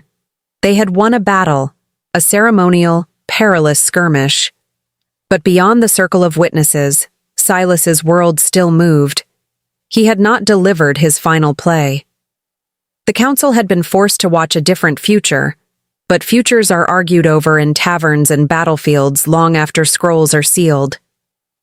Zavain realized, as they rode in toward Thornvale beneath a sky that smelled faintly of winter and a promise not yet fulfilled, that choosing this thing had cost her a future untroubled by politics. It had also given her a place at a table she had never been invited to sit at before, and she was not sure she wanted to be anywhere else. The attack came at dusk, when Thornvale was softening into shadow, and the streets were busy enough to hide intent. Zavain had learned to distrust that hour. It was the hour when people moved with errands in their hands and fear in their throats, when lies could slip between one breath and the next. It was also the hour Kadrin chose to meet her in the gardens behind the East Wing, because he had become irritatingly consistent in the last few days about appearing where she least expected him. "You're late," she said, as he came through the iron gate. "I'm on time," he replied. "You're never on time." He looked at her, and the corner of his mouth shifted just enough to count as an answer. Not a smile, not quite. Something worse. Something that suggested he knew exactly what effect that would have on her, and had decided to do it anyway. Draven was supposed to be with them. Draven, however, had been intercepted by a messenger, which he later described as a criminally inconvenient conversation about grain routes and the emotional instability of the northern supply line. Zavain had no idea whether that was true, but it sounded exactly like something he would say if he were trying to make missing a meeting sound tragic and funny at the same time. That left her and Kadrin alone in the garden path, the air cold enough to make their breath visible.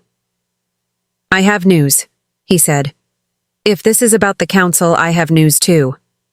She folded her arms. "They're still difficult." "It's worse than that." That got her attention. Kadrin's jaw tightened once. "Silas has been meeting with border captains." Zavain's skin went still. "For what purpose?" "To turn enough houses against the claim that the council will be forced to question the legality of our ceremony. We already went through the legal process." "Yes." She stared at him for a beat. "So he wants a second fight in a different room." Kadrin's eyes held hers. "He wants to make people afraid of the result." Zavain laughed once, short and cold. "That seems petty. I'm almost impressed." "You shouldn't be." "I'm not. I'm just measuring the man." They were still standing there when the first scream cut across the garden. Not a human scream. A yelp of pain, short and sharp, from beyond the hedge line. Kadrin moved first. Zavain moved too. They rounded the west path together and found the servant corridor in chaos. A crate had been split open across the stone floor, spilling roots and glass jars. One of the younger stable hands was on the ground, clutching his arm where blood had soaked through the sleeve. 3 guards were already rushing in, but they were too late to stop the black shapes darting through the corridor like bad intentions given teeth. Not wolves. Not fully. Wrong again. Always wrong. They were the same feral shifters from the road, but there were more of them now. 4. 5. Eyes bright. Bodies lean. Someone had pushed them hard and fast through the lower tunnels. "Zavain!" Kadrin barked. She did not wait for the rest of the sentence. One creature lunged toward the fallen boy. Zavain grabbed a fallen wooden ladle from the spilled crate and slammed the thick end across its muzzle with such perfect offended force that the thing reeled sideways and crashed into the wall. Draven would have loved this, possibly too much. Another creature came from her left.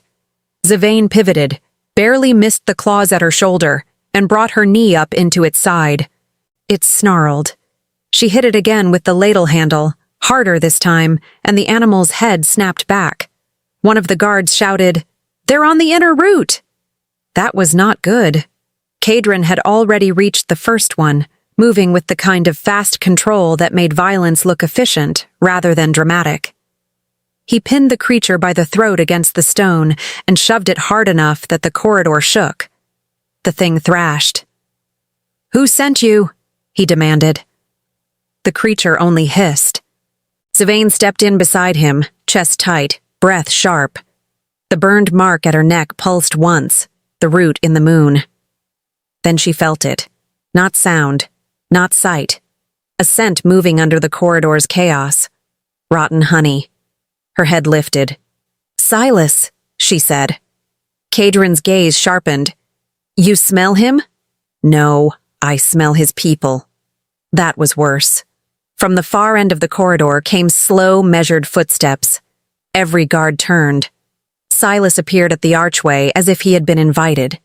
He was dressed too well for the situation, which made the blood on the floor around him seem deliberate. His gloves were spotless. His expression was almost disappointed, as though the evening had been meant to go better and the universe had let him down. He looked at the pinned creature, then at Sylvain, then at Cadron. "My," he said, "you do clean up nicely when there's blood involved."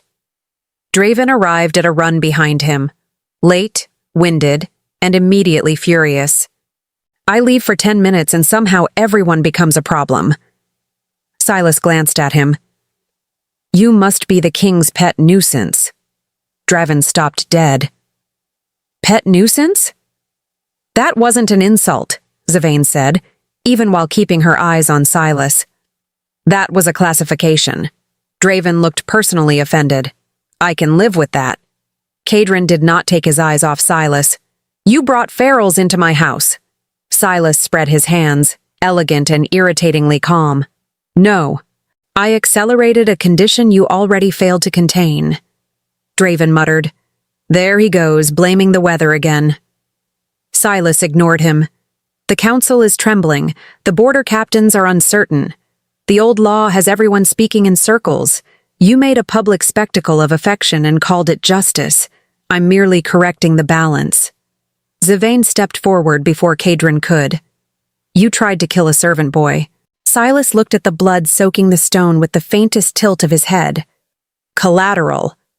The word landed in the corridor like a slap. Cadron moved. Sylvain saw it only as blur and intention. Cadron crossed the distance in a heartbeat and slammed Silas back against the archway so hard the frame cracked. The feral creature on the floor jerked wildly, and one of the guards dropped to restrain it. Silas did not panic. That was the worst part. He only smiled, breath catching once at the impact. "Better," he said. "There's the king, I remember." Cadron's hand tightened on his collar. "Say one more word." Silas's eyes flicked to Sylvain. "She doesn't yet know what she is to the houses that want the old order. Do you plan to tell her before or after they try to remove her?" Sylvain felt something in the room change. Not fear, calculation. Silas had not come to win a fight. He had come to plant a sentence. To turn the moment into a rumor. To make the next room they entered look suspicious. Draven must have felt it too, because his expression flattened into dangerous focus. He nodded once toward the guards by the corridor doors. "Seal the lower wing. Now, nobody leaves without being counted." The guards moved. Sylvain looked at Silas with utter disgust. "You're very good at making people dirty their own hands." Silas smiled at her. "And you're very good at making them want to." That line should have sounded clever. It didn't. It sounded like the opening move in a strategy built to isolate her from everyone who would stand beside her. The stable hand on the floor made a small sound of pain. Sylvain was there at once, kneeling beside him before the thought had fully formed. The sleeve had been torn, the wound shallow but bleeding badly enough to make the boy pale. "Hold still," she said. He looked at her, shaken and frightened and trying not to show it. "I'm sorry, my lady." "For what?" He swallowed. "I don't know." That was such an honest answer that it nearly broke her heart. Sylvain tore a strip from the hem of her own traveling wrap and pressed it to the wound. "Then stop apologizing for existing." The boy blinked. Draven saw the exchange and looked away quickly, as if pretending not to witness tenderness was somehow a form of respect. Kadrin saw it too. His gaze on Zavain changed, softening in a way that would have been invisible to anyone who wasn't already watching him too closely. Silas noticed. Of course he did. A shadow moved across his expression. Annoyance, yes, but underneath it, something else. He had underestimated how quickly Zavain would become the center of every room she entered. That error flickered across his face and then was gone. The feral creatures were subdued at last, restrained, breathing hard, one of them still snapping weakly at the air until a guard pressed a cloth over its muzzle. No one died. That, in itself, felt like victory. And yet the corridor had shifted. It was no longer just an attack. It was a message. Silas stepped back from Kadrin with enough grace to make the movement look like choice rather than retreat. The next time, he said lightly, I recommend a less sentimental security plan. Kadrin's voice was dangerously quiet. There won't be a next time. Silas's smile was thin and almost sincere. There is always a next time. That's what fear is for. He left before anyone could stop him, and the corridor breathed again in fragments. Draven exhaled hard. I officially hate him. Zavain looked after Silas's retreating back. That's a healthy response. Kadrin turned to the wounded stable hand. Get him to the healer. The guards moved. The boy looked up once at Zavain, and this time there was something in his face that hadn't been there before. Not just gratitude. Trust. It landed on her with unexpected force. She stood, wiping blood from her fingers onto the fabric of her wrap, and realized that Silas had done something more dangerous than attack. He had shown her what the castle would look like if she was forced to choose between safety and the people inside it. And worse than that, he had made her care. The first storm hit before dawn. By the time the wind rose hard enough to rattle the shutters, Kadrin had already summoned the inner court, sealed the lower corridor, and sent 2 riders to the border houses Silas had been courting. The castle moved like a body under stress, fast, taut, obedient in places, suspicious in others. Zavain spent the early morning in the East Wing with Maris, who had apparently decided that tea solved at least half of civilization's problems and was determined to keep everyone hydrated through the collapse of manners. You're angry? Maris observed. I'm tired. That wasn't my question. Zavain exhaled. I'm angry that Silas thinks he can turn people into tools. I'm angry that the council still hesitates when it should act. I'm angry that the stable boy was apologizing to me for being stabbed in my house. Maris sipped her tea. Reasonable. Zavain stared. That is all you have to say? No. I also think you're beginning to understand power. She didn't answer that. A knock came at the door. Draven entered without waiting because Draven had apparently become incapable of the concept of knocking when the world was hostile enough already.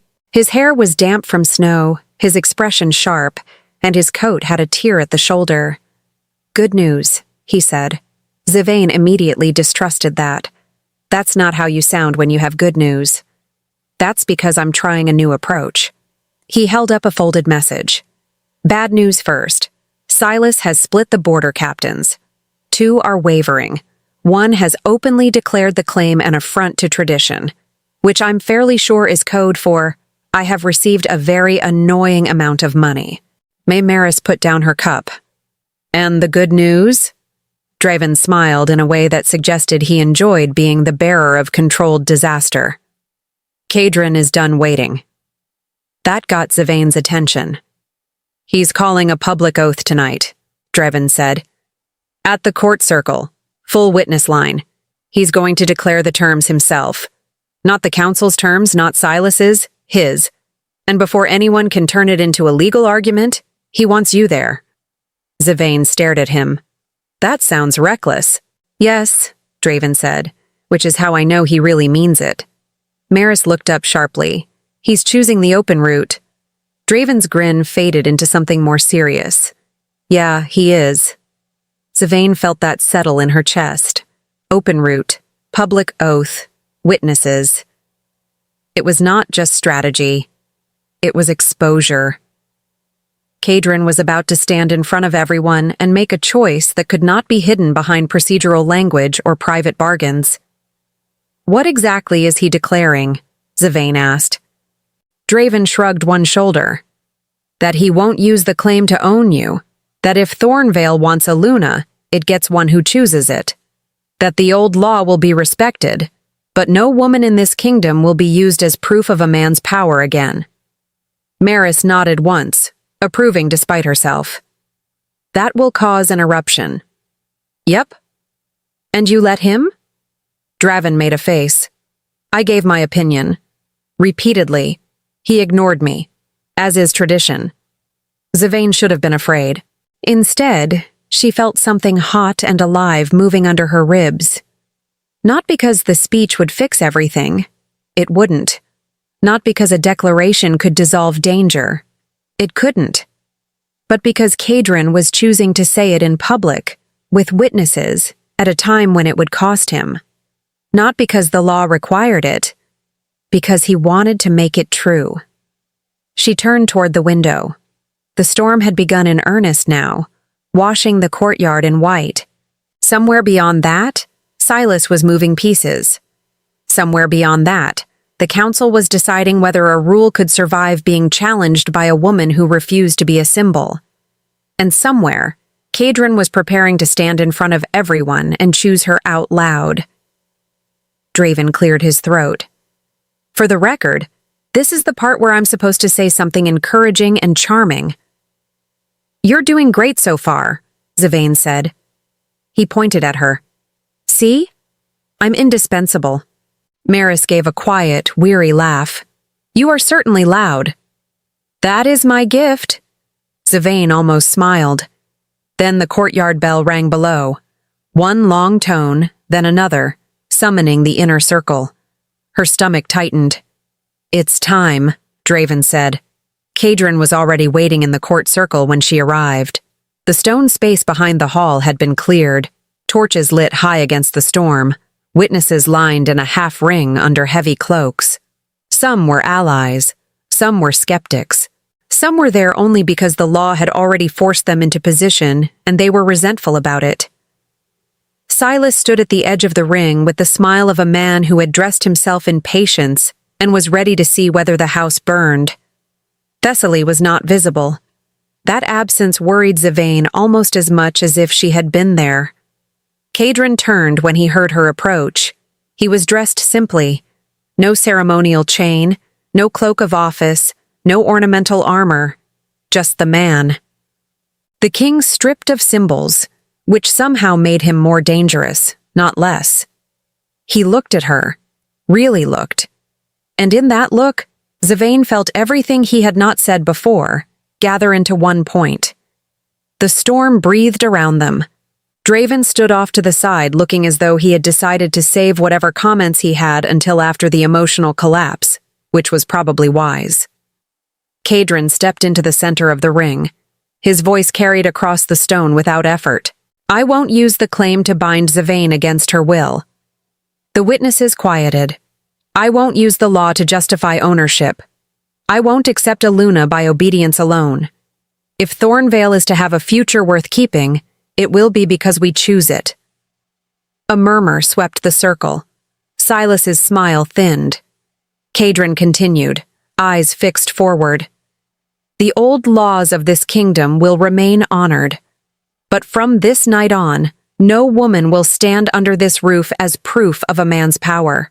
She will stand here only by her own choice. The storm hit the torches and made the flames bend hard. Zavane's breath caught.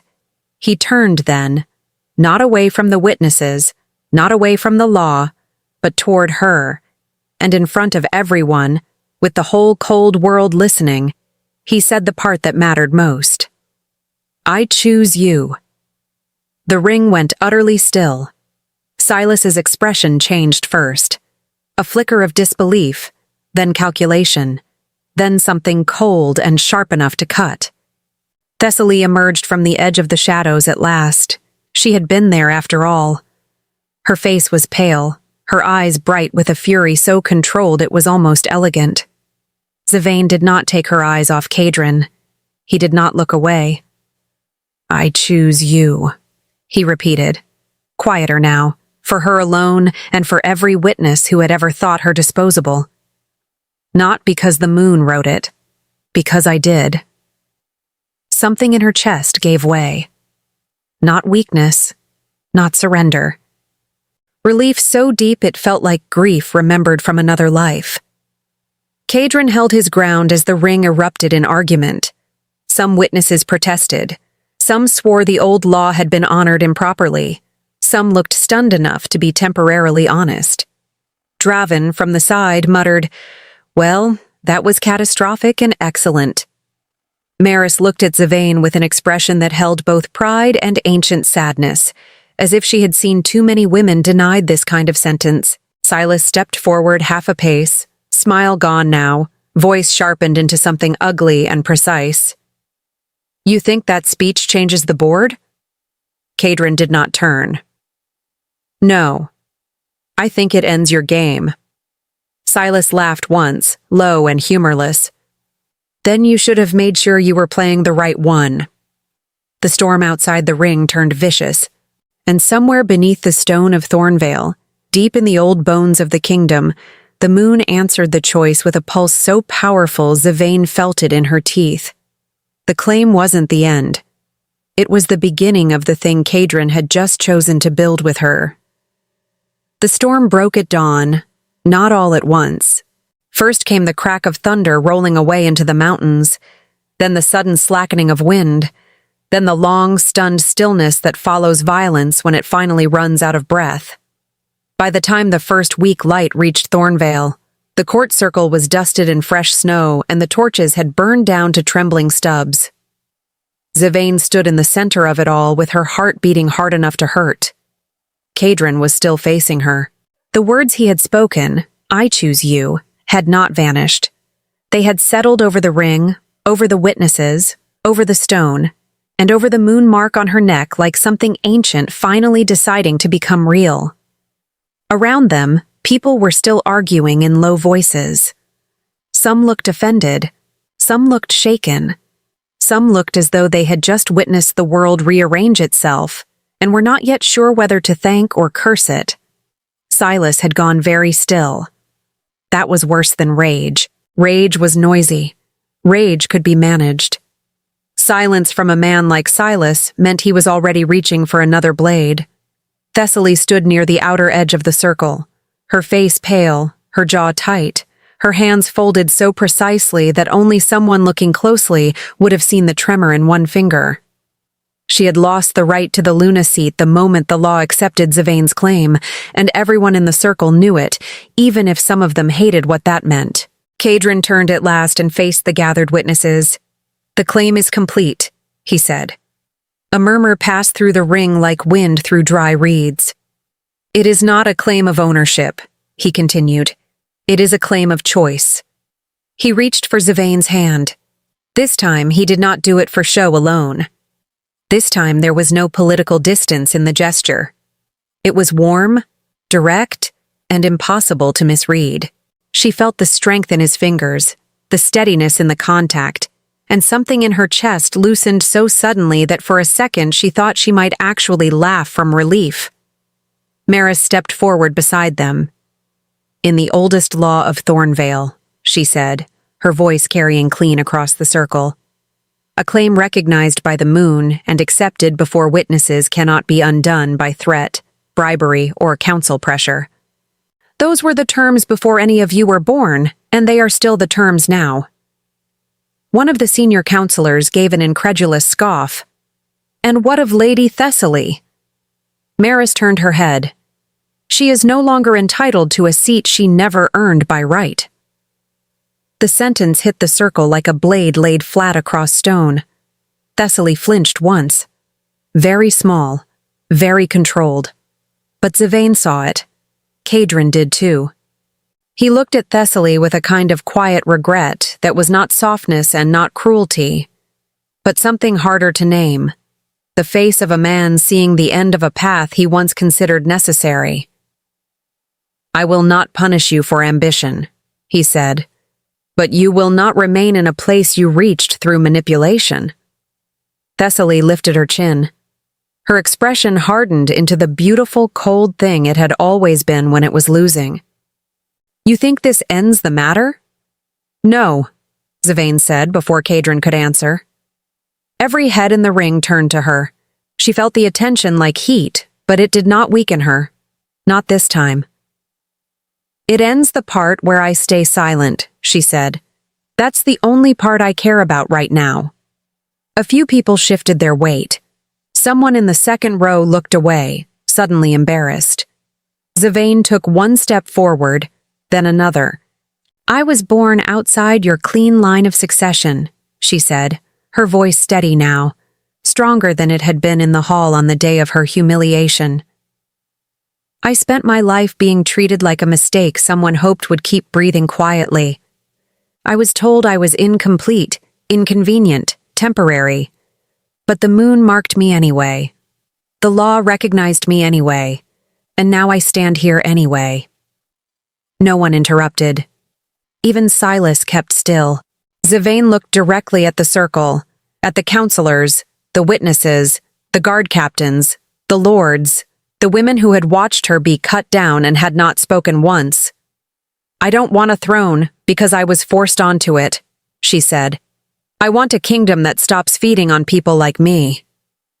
The snow drifted softly through the open arch above the ring and landed on her hair, on Kadrin's shoulders, on the stone at their feet. The silence that followed was deep and awful and complete.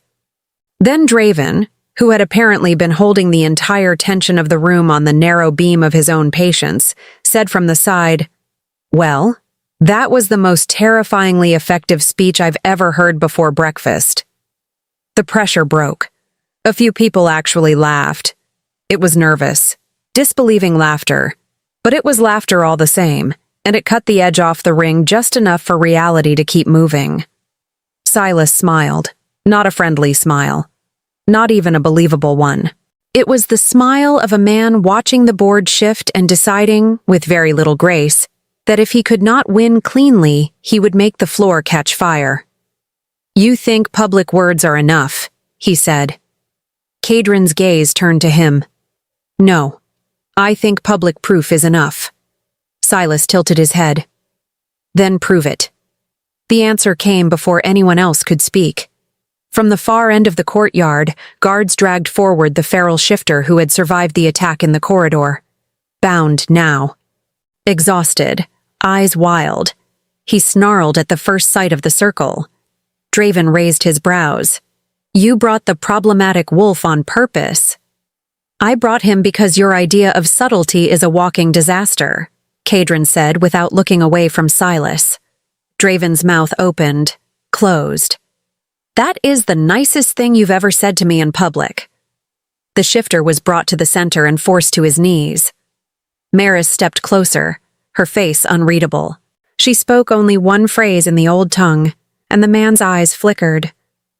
Silas's smile faded. Zavane saw it immediately. Recognition. "You know him," she said. Silas said nothing. Kadrin turned slightly. "This is the man who followed your orders?"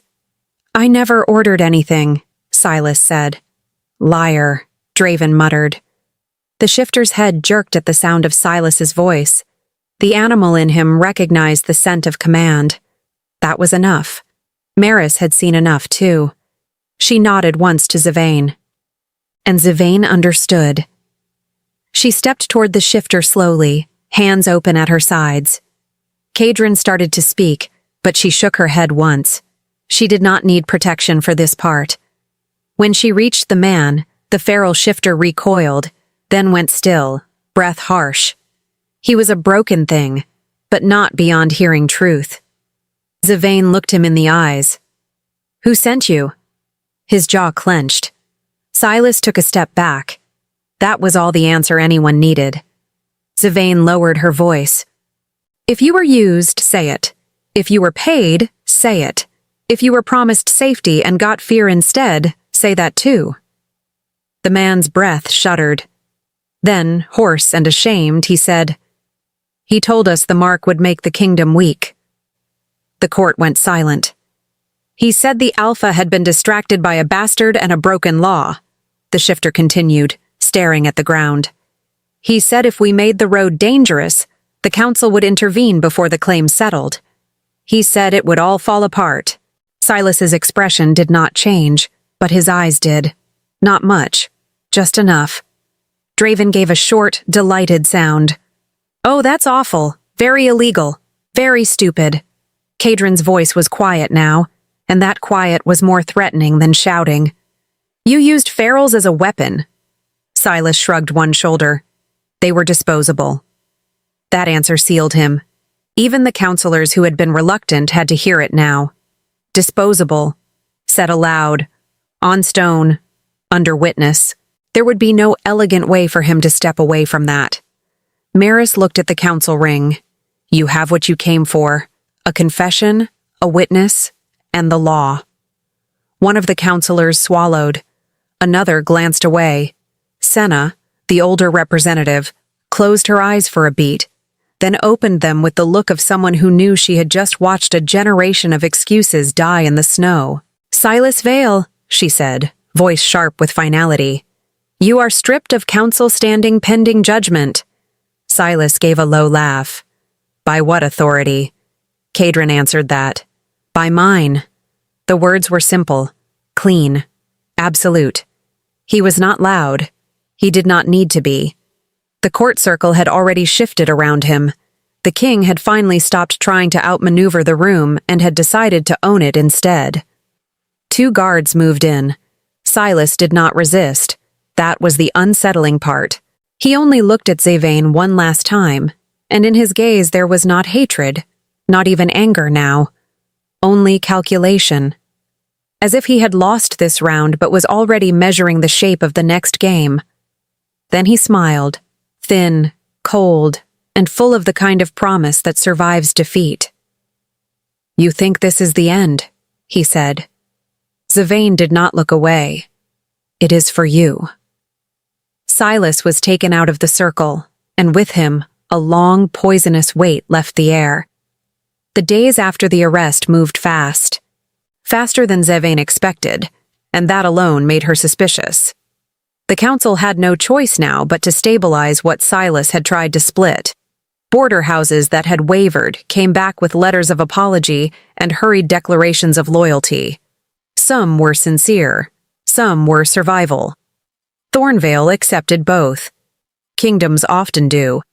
Thessaly was given a choice: leave with dignity or stay and become a public example of a failed claim. She chose to leave. That, too, surprised Zevane, not because Thessaly lacked pride, because she had enough to understand when the room was no longer hers. Before she went, she asked for one private meeting with Zevane. They met in the old garden behind the east wing, where the snow had begun to soften, and the first signs of spring were still only rumors beneath the ice. Thessaly wore a dark traveling cloak. Her face was composed, but there was no triumph in it now. Only exhaustion. "I did not hate you," she said. Zevane studied her carefully. "That's usually what people say before they do." Thessaly let out a breath that might almost have been a laugh if the moment had been kinder. "Fair." Zevane waited. Thessaly looked down at the frozen edge of a stone bench. "I wanted the title because I thought it would make me important enough to stop being useful to other people. That was foolish." Zevane said nothing. "I thought Kadron would choose order over truth," Thessaly continued. "He used to." She lifted her eyes. "Maybe I was wrong about what kind of man he became." Zevane met her gaze, and for the first time did not feel triumph, only clarity. "You were wrong about more than that," she said softly. Thessaly nodded once, accepting the blow without turning it into theater. "Yes." A pause, then quieter. "For what it's worth, I hope you make them all uncomfortable." Zevane almost smiled. "I plan to." Thessaly left Thornvale at dusk. No spectacle, no cruel final line. Just a woman walking away from the kingdom that had used her ambition and then outgrown it. That same evening, Kadrin found Zavane in the East Wing library, surrounded by old records and a cup of tea gone cold. He shut the door behind him and leaned against it, studying her. "What?" she asked. He shook his head. "Nothing." "That means something." "Yes." He pushed off the door and crossed the room, stopping in front of her chair. "The council has agreed to a full restructuring of the Luna seat." Zavane set down the page she had been reading. "Meaning?" "Meaning it will no longer be used as a ceremonial possession. It will be a governing role with defined limits and defined authority. Shared council, sanctuary jurisdiction, legal protection for rejected mates and displaced shifters." She looked at him for a long moment. "You actually did it. We did it." That mattered, more than either of them said aloud. She stood. He was close enough for the warmth of him to reach her even before he touched her. This time, he did touch her. Gently, at the wrist first, then the side of her face with a knuckle that felt careful in a way she was still learning to trust. The action should have been simple. It wasn't. Zavane looked up at him and found, with a small private shock, that she had stopped expecting the next moment to take something from her. Instead, it kept giving. "You don't have to keep proving things to me," he said quietly. "I know who you are." Her throat tightened once. She ignored it on principle. "And who am I?" she asked. His mouth shifted, not quite a smile, but close enough to make her chest ache with the effort of not answering too fast. The woman who walked out of a hall with her head high after the worst insult of her life and made everyone else look small for noticing. That almost did it. Almost. She tipped her forehead lightly against his chest. The gesture was tiny, private, undone by no one else's eyes. His arms came around her then, not possessive, not rushed. Just there, solid, warm, real. For one long moment, she let herself stand inside that warmth. Not because the moon demanded it, because she wanted to. Epilogue, 6 months later. Thornvale had changed. Not enough to become a fairy tale, enough to become better than one. The castle still held its stone bones, but the East Wing had been opened into a sanctuary for displaced shifters and rejected mates. The council chamber had new rules posted at its door in both the old script and the current tongue. Children ran in the hallways of the lower wards. The kitchen smelled like bread instead of fear. Zavane's old room at Orvan's house no longer mattered. She lived in Thornvale now, not as a symbol, not as a prize, as herself.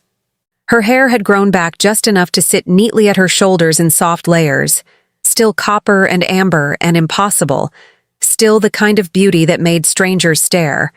But now, when people looked, she did not shrink under it. She wore it as one wears a storm crown, without apology.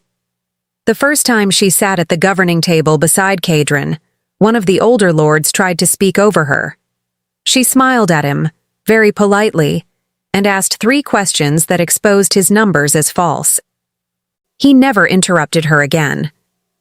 Draven became head of operations for the sanctuary expansion, which he described as organizing a glorified emotional rescue station for idiots and romantics. No one corrected him. He was excellent at the work.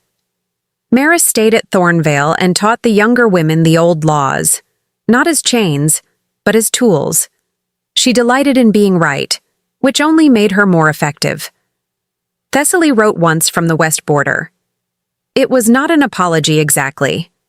It was a note that said she had found work with a healer's caravan, and that for the first time in years, she was not pretending to be someone else. Zavane kept the letter. Silas was sentenced after a long, public hearing. No dramatic execution, no gore, no martyr's ending, just judgment, exile from all council standing, and the slow ruin that comes when everyone finally knows what you are. He vanished from Thornvale history the way some dangerous men do, Not because they are forgotten, but because they are no longer allowed to shape the room. And Kadrin learned to knock. That alone felt miraculous. He learned to ask before touching. He learned that Zavane's silence sometimes meant peace, and sometimes meant she wanted him to shut up and bring tea. He learned to laugh when Draven insulted him, learned to let Maris win arguments she had earned, learned that a king could be respected and still be gently mocked by the people who loved him. Most importantly, he learned that being chosen meant more when it was repeated in ordinary days.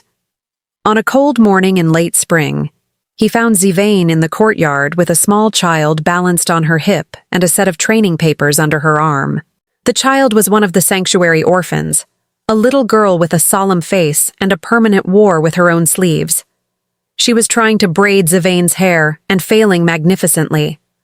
Kadrin stopped in the doorway and watched. Zivane looked up and caught him staring. "What?" He shook his head. "What?" He crossed the courtyard and came to stand beside her. The child regarded him with the steady suspicion of the very young. Zivane lowered her voice. "You look like you're thinking something important." "I am." "And?" He glanced at the child, then back at her. "I was thinking that the castle feels different now." The little girl made a soft snort of disbelief. "Of course it does. She lives here now." Zivane laughed so suddenly that the child nearly dropped the braid. Kadrin looked at the girl, then at Zivane, and the warmth that moved through his face then was so simple it almost undid her. "Yes," he said. "It does."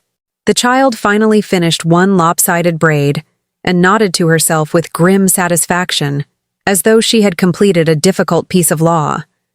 Zivane touched the child's nose with one finger. "Perfect." "It's crooked," the child said. "That's what makes it brave."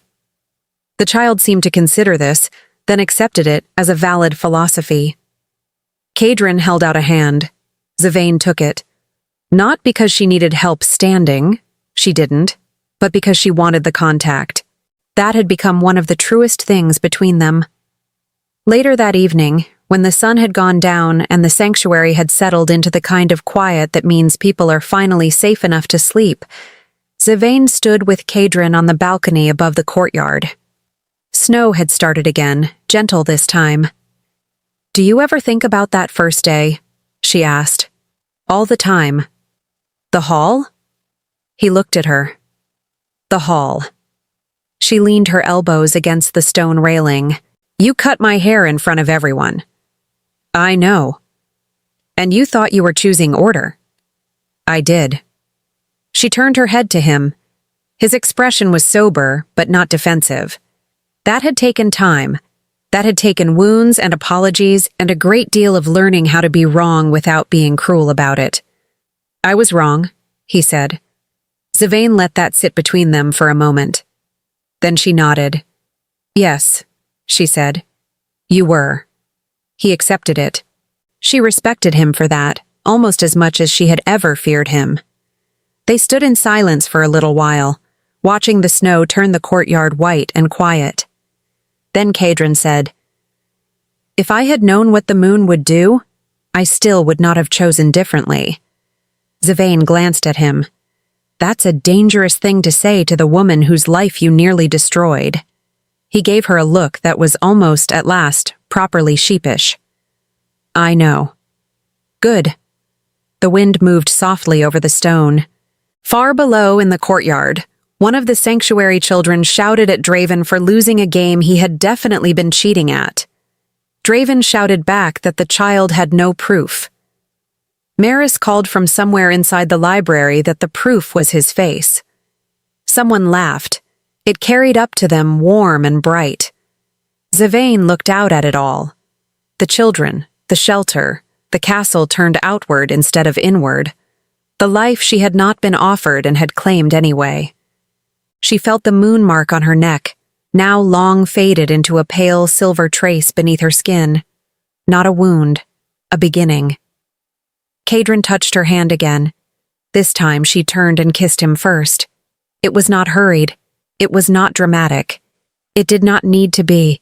It was the kiss of a woman who had finally stopped waiting to be cut down, and a man who had learned, too late, and then all at once, how to build something worthy of the one he loved.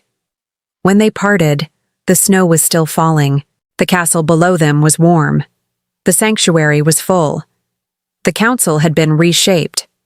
The law had been rewritten by the only thing old enough to challenge it: choice. And Zivane, once the girl everyone had watched be humiliated, stood in the clean cold air of Thornvale with the king beside her and her own life, finally, unmistakably, in her hands. Not claimed. Held. Chosen.